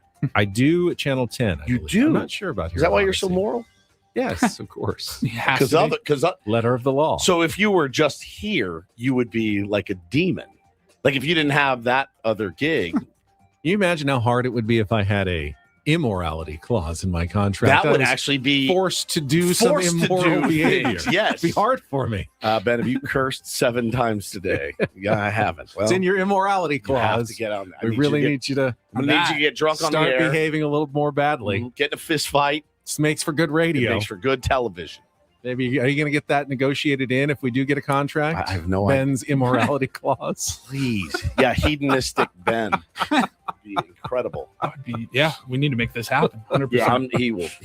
Yeah, he'll sue. It's a weird one. That is a weird story. All right, we'll move on away from sports for the rest of the Reindl Report. Emmy nominees were announced this week. This happened on Wednesday. We didn't do a Reindl Report yesterday, but not a ton of surprises, in my opinion, at least. The Pit cleaned up with 25 nominations. Wow. I have not watched that show like episode to episode, season to season, but I have seen enough of it to know that it's really good. Love the first season. It's really good. Having trouble getting myself to watch the second season because intense. It's not easy to watch. It's hard? Really good. Intense. It's hospital. It's very realistic hospital life. And it's gnarly. Some of the storylines. I don't think that's ever happened to me before. Like This show is phenomenal. I love the first season. I can't pull the trigger on the second season. It happens to me all the time, dude. I've watched. Let's say it's a 9 episode season. Yeah, I'll watch 8 episodes and be like, do you know that I've never seen the finale? The finale. This is not a lie. I've never seen the finale of Ozark. Really? And I watched it religiously. I just fizzled out with like maybe 2 to 3. When I say finale, I mean like the final couple. I usually will fizzle out after like a couple of seasons. Happily ever after. Oh yeah, totally. I've literally fizzled out on that. I fizzle really easily. I usually will go a couple of seasons and then fizzle out. Like I'll watch, like let's say the show lasts 6 seasons in its entirety. I'll go through like seasons 3, maybe even 4, and then just kind of slowly fizzle out, fade away. I'm doing it with the Bear right now. There's a new Bear out, and I'm like, I'm like a season and a half or 2, maybe even behind in the Bear because it just got so intense. And every episode, I was like, I can see where this is going. Raise your hand if you're a fizzler. I am 100% fizzler.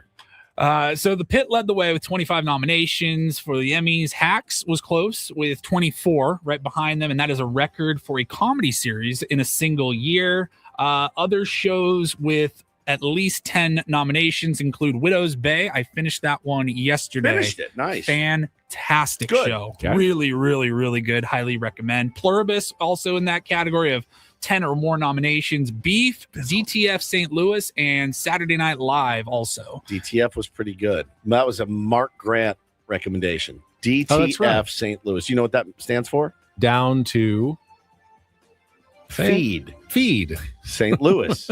Yeah, you'll like it. I liked Pluribus. I know a lot of people thought it got a little too slow. I loved fizzled. it. I fizzled on it. I was all about it, and then I just fizzled out. You guys were like, "You see the finale?" I'm like, I think I'm gonna watch it tonight. Yeah. Yeah, down to Frolic. Now I was reading here. It says for snubs. Fizzler? For snubs on the Emmys, it says per usual Taylor Sheridan was snubbed. So I guess did the Emmy they don't like criteria. They don't like Taylor Sheridan because he's one of the biggest guys in TV right now. They talked about he was on Stern. That's the Yellowstone and all the 1823. Tulsa King got 1 nomination in stunt coordination. Okay, so he didn't get completely snubbed. He's like I just listened to an interview with him. A sharp dude, obviously, but like when he's who's not a fizzler? Taylor Sheridan. That dude will go in and write. He's like, I look up and like 18 hours have gone by and I'm done. I sit down. I'm like, all right, there's Mayor of Kingstown season 3. He does it in a day. And he's signed this mega deal for like billions of dollars. And he has to write all these shows. So he's like, all right, no problem. And he just does it. He just goes in a room and locks himself in there until he's done. And he doesn't fizzle. That was he's the new Shonda Rhimes, all the kind of the soapy. Yeah, it's pretty soapy. Yeah. I like some of his stuff. Those kind of shows. They never really get honored by the Academy so much, but people watch them. Landman was great. That's really what you're going for if you're on TV. Yeah. Would you rather have a bunch of Emmys or would you rather have a ton of ratings and people watching your shows? I want ratings, baby, always. I want the ratings. That's what I care about. I'm just trying to think of how I can get into this last story here. Scandal was Shonda. Yeah. Yes. All right. Moving away from Emmys. This last one is, very bizarre story. We've told you about Florida Man. We'll tell you about all the other guys. Fort Wayne Man. Is in the news this week. And he may be going to Padres minor league baseball game. I don't think he's going to be there for a while. Yeah, this story is so crazy. I guess I'll just start with the headline. Indiana man charged with arson cut off his penis and set it on fire. He was charged with arson I would like to read this story. Did he use it as kindling? Yeah. So this happened a while ago, and it's all playing out now in the court system. But what happened back in May in Fort Wayne, Indiana, is police were responding to a reported stabbing near in the area. Okay. And they did end up coming across this guy who they also, as they're responding to the stabbing, they see they start getting calls of a fire, and they can see the smoke, and they go, well, it's in the same neighborhood. Turns out the guy that was stabbed, quote unquote stabbed, was also responsible for the fire. Okay. And so they arrested him. They wanted to make sure he was okay. And it says here that as he was being taken to the hospital, he claimed he had been stabbed somewhere else in downtown Fort Wayne. He said he had been threatened by some guys earlier in the week, and he was lying to the police because it says here, according to court documents, this guy, his name is Christopher Peden. He told the cops he was dishonest about his story, and he wanted to be truthful. So they said, okay, we would like to hear the truth. Let's hear it. He told police that he went into the garage and harmed himself by cutting off his penis with a kitchen knife, which sounds like the worst thing in the world. Yeah, if you have to do it, that's not the one. He then poured gasoline on it, set it on fire on the floor of the garage just inside the door, and walked away until the police saw him bleeding. Understand. He and said then the that garage caught on fire as well. Yeah, kindling. So he did use it as kindling. He did. Kindling. It's a fire starter. It's also in the report that the garage belonged to his mother. Okay. Which makes the story a little bit more weird. feel He's like been charged with arson, which is a level 4 such felony. a slap in the face. Some of the evidence that was collected from the garage included a red plastic gas can, 4 lighters, and said kitchen knife. He's looking at it, he's like, we don't have any newspaper I can roll up. Well, let me just hack this off and light that on It fire. sounds like there's some mental illness going on here. Do you think so? Really? Yeah. You think? Yeah. I'm not a professional. I'm not trained to catch all the signs, but this one seems pretty clear. Pretty insane behavior, obviously. Hope he gets the help that he needs. But the arson I guess it is. If you, whatever you use. You can't just burn things willy-nilly. You can't just burn things down, no matter how you got to that point. Now, we were talking, if he didn't burn it, is that a crime? To mutilate yourself? No, I don't think you just need some mental health. Help. So that would be the right thing to charge him with, because nothing else is a crime. Right. That's kind of an insult to injury, no, though? Like, instead of like, hey, man, I'm going to charge you with arson, like, hey, bro, I'm going to take you to the mental hospital, get you the help you need. I'm going to drop the arson charges. You're clearly not in your right state of mind. Paulie's got a picture of him in our YouTube stream. Would you rather have that hair than the one you have right now for our headshot? 100%. You can work with that. I could absolutely work a little salt. You just need a little product, maybe a hair dryer. Guy grows a better beard than me anyway, too. Great mustache. Yeah, totally. Man, it's tough. Well, I hope. Like, how much pain is he in that mugshot? Because he just hacked it off with a kitchen knife. I don't know. We all go to extreme lengths to protect that area. I can't think of anything. A kitchen knife? I can't even cut like a tender steak with a kitchen knife. You can't. Like a butter knife? Or are we talking like I guess. I mean, anything could be a kitchen knife. Out of a cutting block, like a big sharp knife. Could be a sharp knife, but still, it's just it's horrific. Horrific. Thank you, I guess, Paulie, for that. You're welcome, I missed that for a week. Kyle's got a lot to live up to now. He does. All right, when we come back, we've got our last pair of opening day tickets to Del Mar to give away. We'll look ahead to the weekend series, Padres against the Toronto Blue Jays, and much more coming up, broadcasting live from the Bill House Studios. We know how on San Diego's #1 sports station, 97.3 The Fan. Gambling problem? Call 1-800-GAMBLER. GEGE 000-466. For a full list of games and rules, play at 7 Mile Casino. Visit 7milecasino.com. You like brunch out there? Yes. 7 Mile's got a great one at Sammy's. It's only available Saturdays and Sundays, but fortunately for you, that's tomorrow and the next day. You can make a plan to head down the 5 freeway to San Diego's best card room and enjoy brunch, 9 a.m. to 3 p.m. Great menu. You're going to love the patio and enjoy the views of San Diego Bay. And then when you're done with your brunch, what do you do next, Woods? You can sit down, play some Texas Hold'em, some Pai Gow, some Baccarat, or some California-style blackjack. If you're a card player, then 7 Mile Casino is the place for you. Best part, just 7 minutes from Petco Park, Benjamin. So you could head down tonight, pregame, postgame, and have a great time. Yeah, great dealers, comfortable chairs, good atmosphere.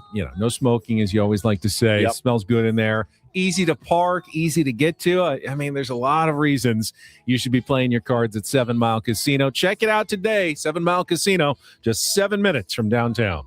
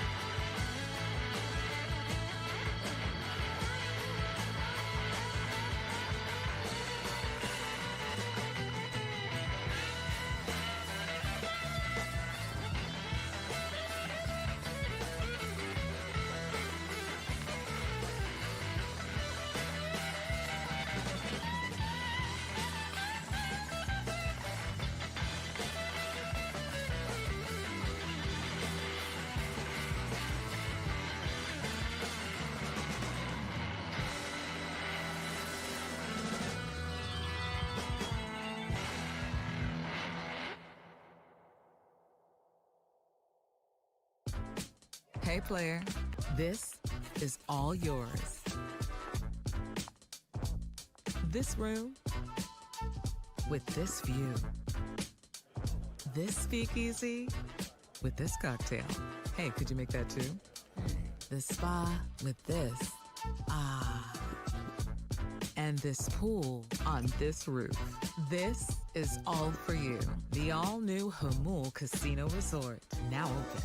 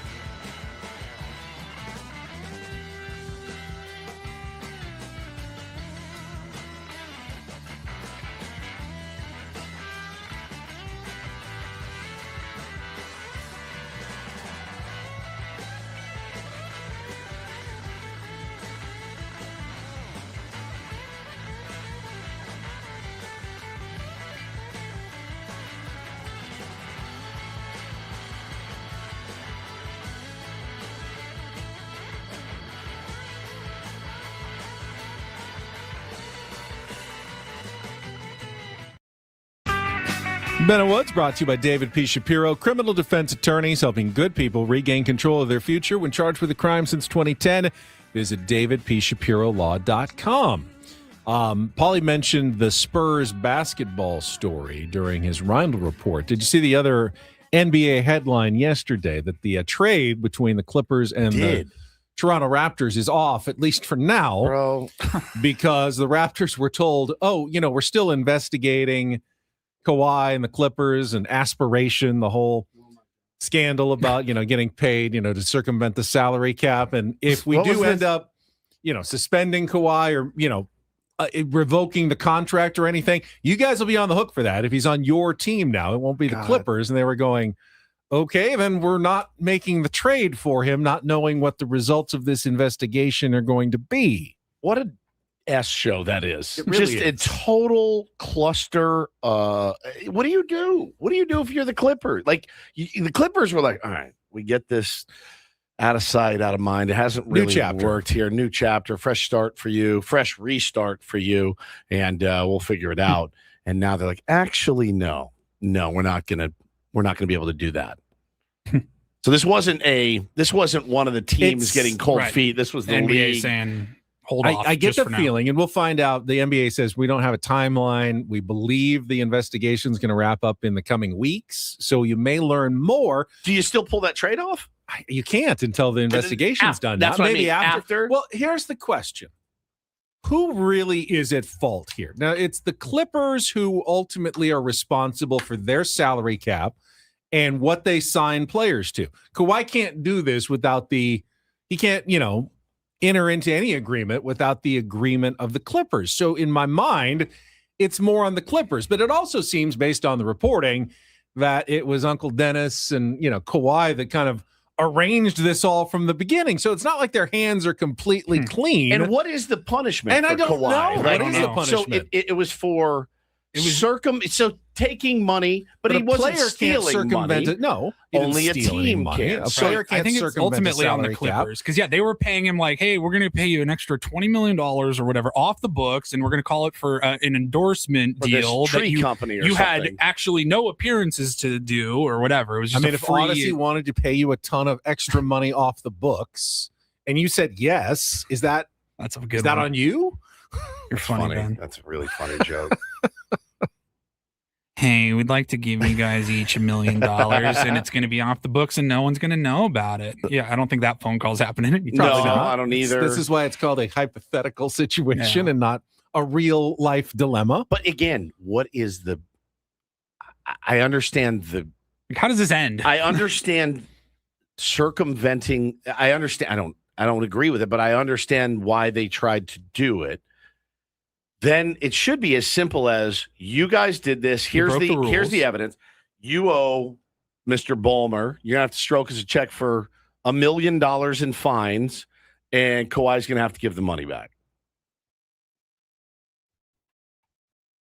Can you make Kawhi give the money back? I don't know. But again, I don't think he should be put in prison. I don't think Steve Ballmer should be put in prison. No, he didn't. Because what they're trying to avoid, what the NBA is trying to avoid, obviously, is if you have a max, like a salary cap, and you can only pay this player, let's call it $45 million a year, and you're like, but I'll give you 50. Every team can offer you a max of $45 million, but we're like, hey, we can make that about $65 million, and you don't have to do anything. You're just gonna. That's pretty shady, actually. You just have to. You just endorse this Subaru dealership down the street from the arena. You don't actually have to do anything, but it's our way of giving you that extra $20 million.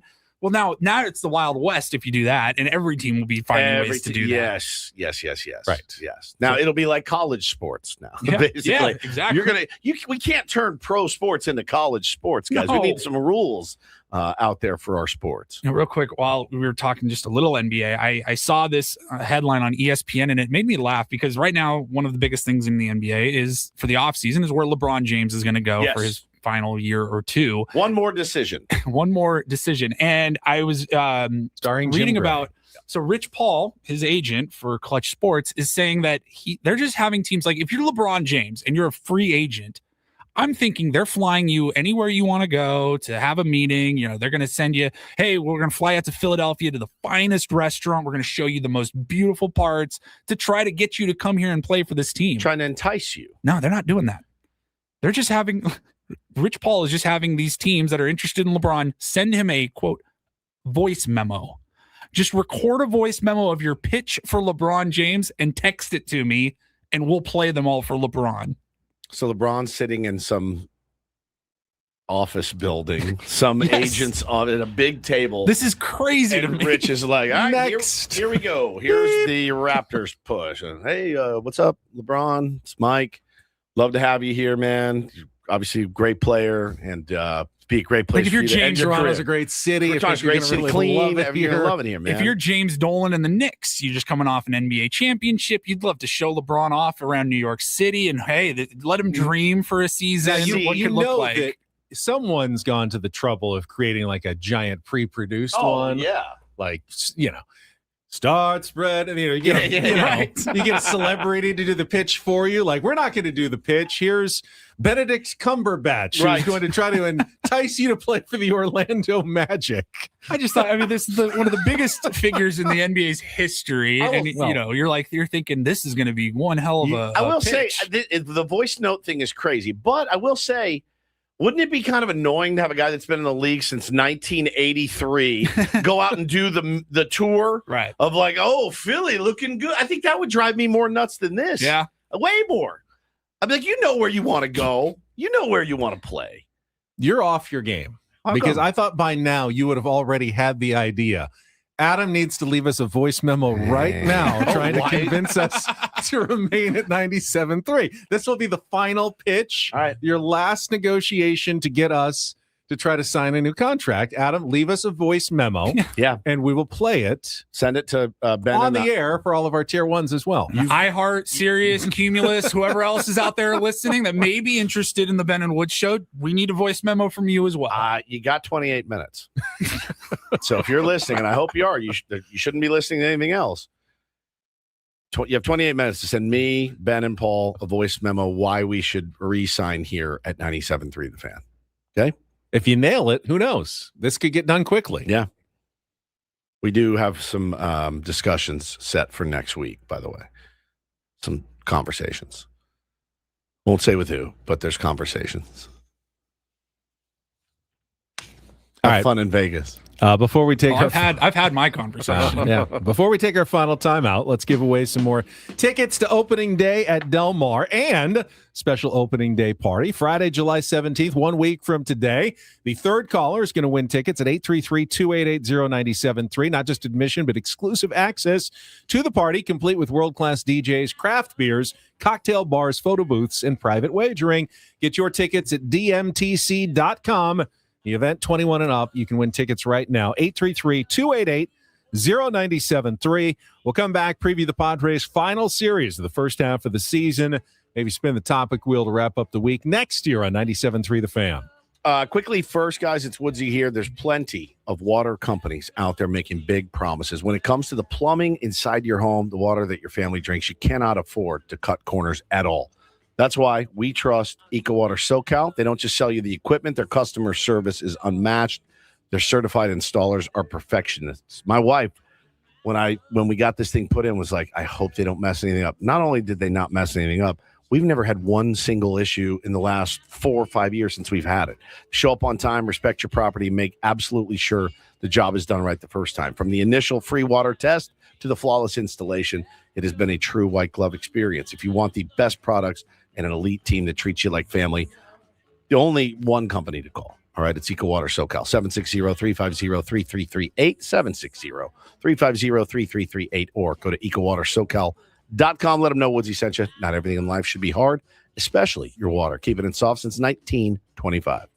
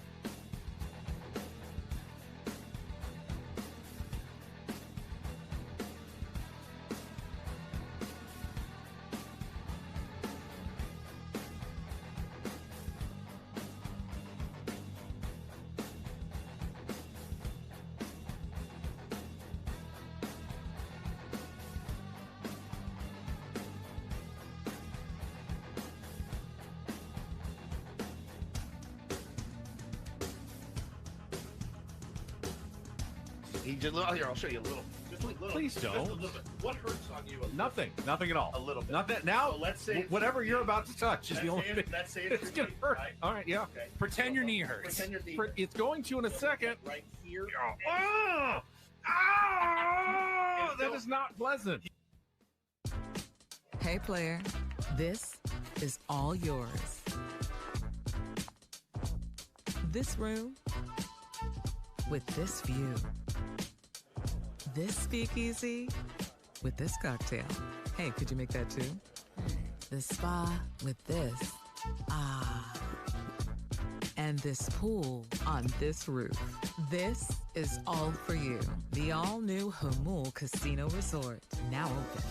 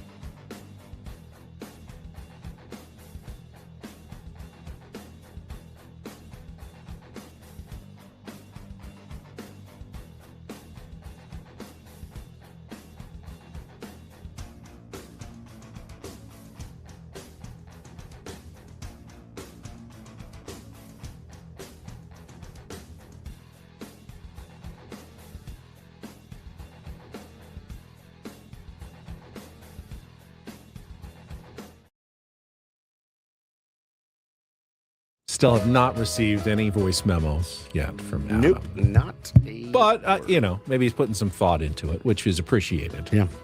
Maybe by Monday morning, we'll get a voice memo. The pitch to remain at 97.3 The Fan and Odyssey. Free agency's weird, man. I want to thank all of our guests. I had Darren Smith in studio earlier today. Fantastic Also work. had Chris Kemp, Padres Vice President of Scouting ahead of the draft. Everyone joins us on our SDCCU fan hotline. It's not big bank banking. It is better. And, of course, got the final 3-game series before the All-Star break beginning tonight. The Toronto Blue Jays in town for 3. They have hit some hard times this year after going all the way to the World Series and coming this close. And I'm holding my fingers literally very close together to winning the World Series against the Los Angeles Dodgers. My God. They will put Shane Bieber on the mound tonight. Padres will go with J.P. Sears. Tomorrow, Trey Savage against Walker Buehler, who needs to pitch better than the last 2 starts. And then Sunday's finale is Kevin Gossman against Herman Marquez, who did pitch well his last time out. Yeah, they're 5 games under 500 in Toronto. Their run differential is minus 35. They have, though, won 2 straight, Benjamin. So they're coming in on a little hot streak. But we had won 2 straight until we faced Woogie from Something About Mary last night. And he shut us down entirely through 7.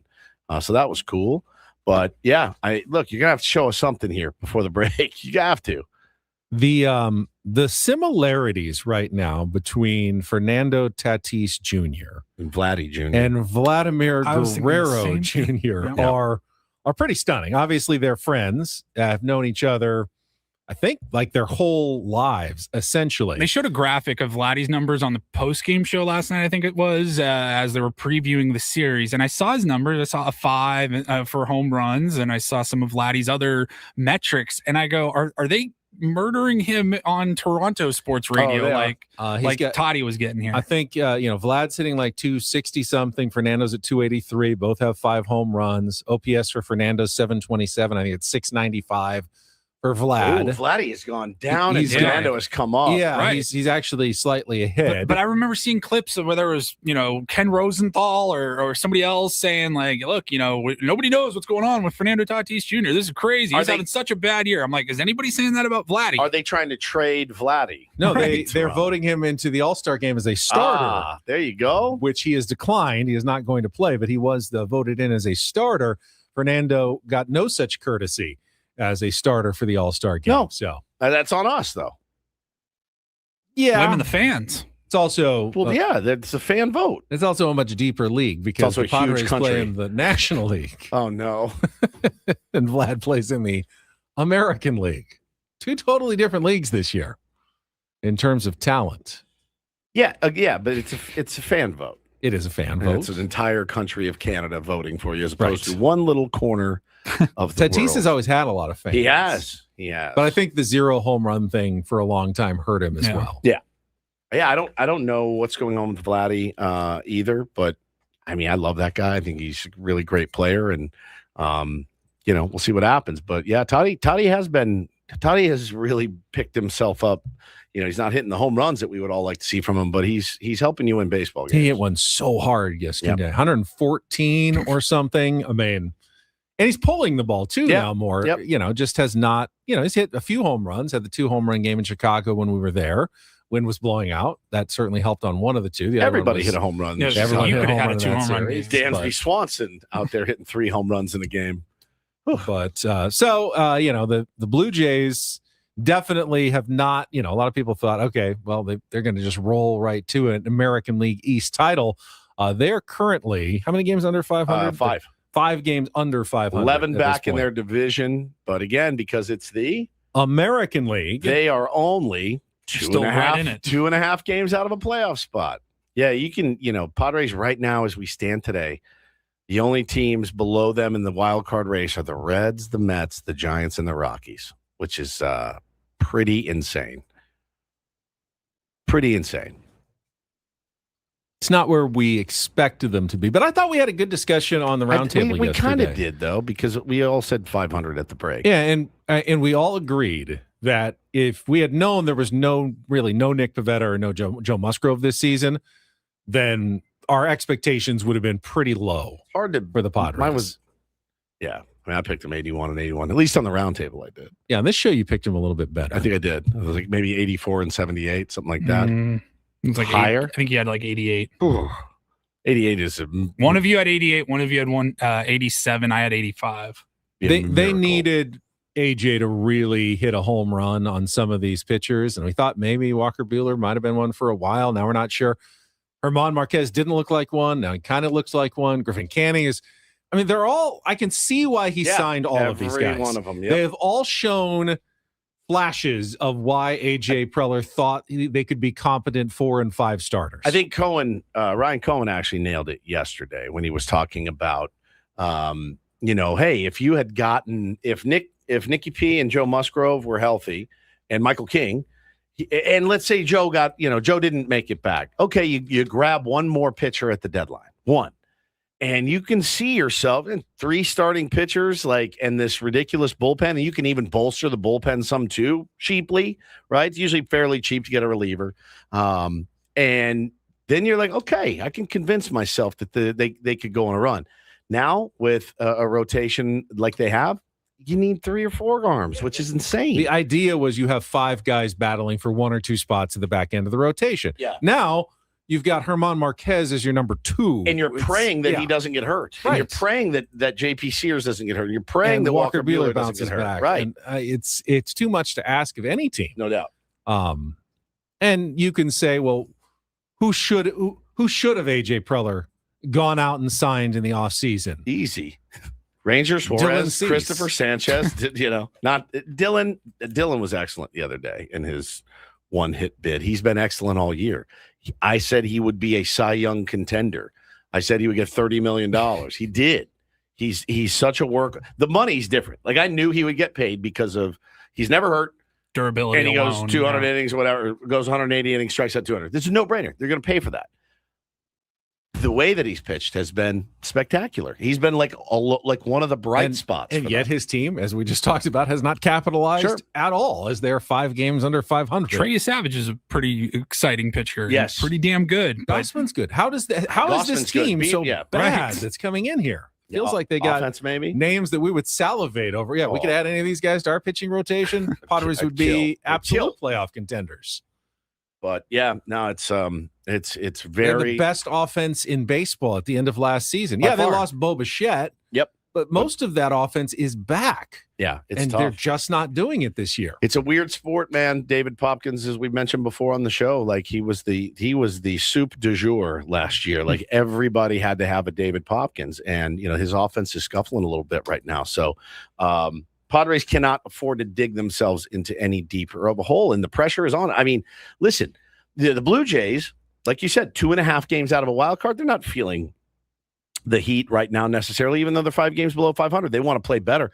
The Padres can't afford to lose right now already. Right. In on July 10th. You can't really afford to lose many games. Yesterday, I laid out the 4 different scenarios. 4 games above at the break, 2 above, 500, 2 below, or 4. Take away 4 above. Now your options are 2 above, 500, 2 below, or 4 below. Right. I think if you're not either 2 above or 500, you're toast. It's going to be tough. It's going to be tough. I mean, you're going to need a huge winning streak coming out of the break. And you're going to need major regression from the teams that are above. So you have to win this series at the least, if not sweep it. If you do, then we can have discussions next week about, all right, you can squint and see the Padres still being contenders. You lose this series, you're 2 games under, you get swept, you're 4 games under. There's not a lot to talk about other than what can we get for who over the last couple of weeks of July. Yeah, man, I'm out here watching what the Marlins are doing every night going, oh, God, the Marlins won again. The Marlins. This is where we are right now. They have played exceptional baseball, and it's time to start watching the scoreboard if you're a Padres fan. All right, last couple of minutes, Paulie. You got the topic wheel fired up. Let's get at least one spin in before you go on vacation.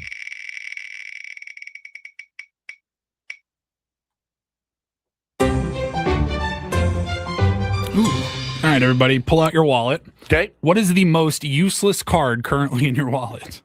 My Costco card, more than likely. Really? That's it? I've got way more. I just used mine cards in yesterday. Here. Let's see. Oh. I know I got something probably back here. It's old. Is that a condom in your wallet, Ben? No. Let's see. Yeah, mine's my Costco card. Useless card. I subscribe. I never go. You never go? Never. I have a it was like a trolley card that you needed at one point. Don't need that anymore. This is my fuel rewards card from Shell. I don't believe it actually swipes because the magnetization doesn't work anymore. I'm not sure whether I need to apply for another one or how that's going to work, but that's probably my most useless card here in the wallet. What about you, Paulie? Like a trolley. It was like a reloadable trolley I have card. some cards I need to use. Like someone gave us this Big Jim's roast beef gift certificate. Dude, we have not been to I've not been to PB in months. Yeah.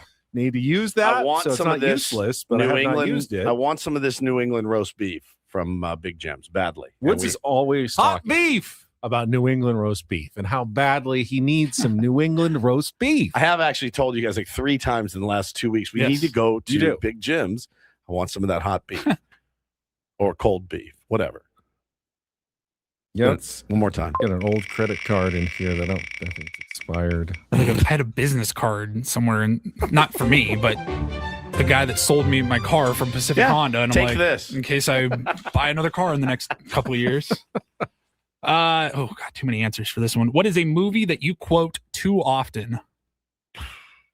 I will say the movie I quote the most is probably like offhanded reference to Superbad. Calm down, Greg. It's soccer. Yes. That depends on the time of the year. People don't forget. Yes. Trying to think of I what thought you something just that I shorted it out. quote. No, I'm just thinking for a second. Recomputing. I can't think of a movie you've ever quoted. I do. Right. I do Goodwill Hunting. You do a lot. Goodwill Hunting a lot. That's what that was the first thing that came to mind for you. Yeah, was Goodwill Hunting or The Town. I had like Dem That's a good one. Apples, Marky Ricky, Davy. Yeah, Dum. Marky Ricky, Davy. I mean, you Dumb do that and Dumber. one. I quote that one a lot. Ton. All these. Friday is good. I always tell Bo, you better put some water on that damn S. Always. Hey, Bo, how come every time I walk in the kitchen, I'm in the kitchen, you in the kitchen, in the refrigerator, eating up all the food. My favorite, dude. You better put some water on that damn S. We ain't got no milk. It's the greatest line maybe in cinematic history. Put some water on it. It's on your big bowl of crunch berries. You put a cup of water on it. Could you imagine? I would never ever eat cereal. with Could you water on imagine telling your child, "I'm sorry, we're out of milk. Put some water on it." Oh, Caddyshack for sure. Still? You do? Absolutely. You I mean, do? you're on the golf course. You Yeah. absolutely When throw do you a Caddyshack quote a on movie me. ever? I don't quote movies a lot. All right. But you throw out a Noonan every once in a while. Yeah, when it's weird that we're friends. you're out there. It's like all I do. I know. My kids too. It's great. All right, we done yet? Yeah, we are done. Paulie, have a great week off, or most of the week off. We will see you next Friday. What's back my here. level of being able to bother you while you're on vacation? You can bother me all you want. It's a matter of whether or not I answer. Okay, if you respond, you respond. If you don't, you don't. Okay. You can AJ Preller him all week. I told Kyle, like, hey, look, especially for the person who's filling in for me, I'm like, my phone, of course, works for you. Okay. I can't guarantee I'll answer at 5:15 if you call me, but okay.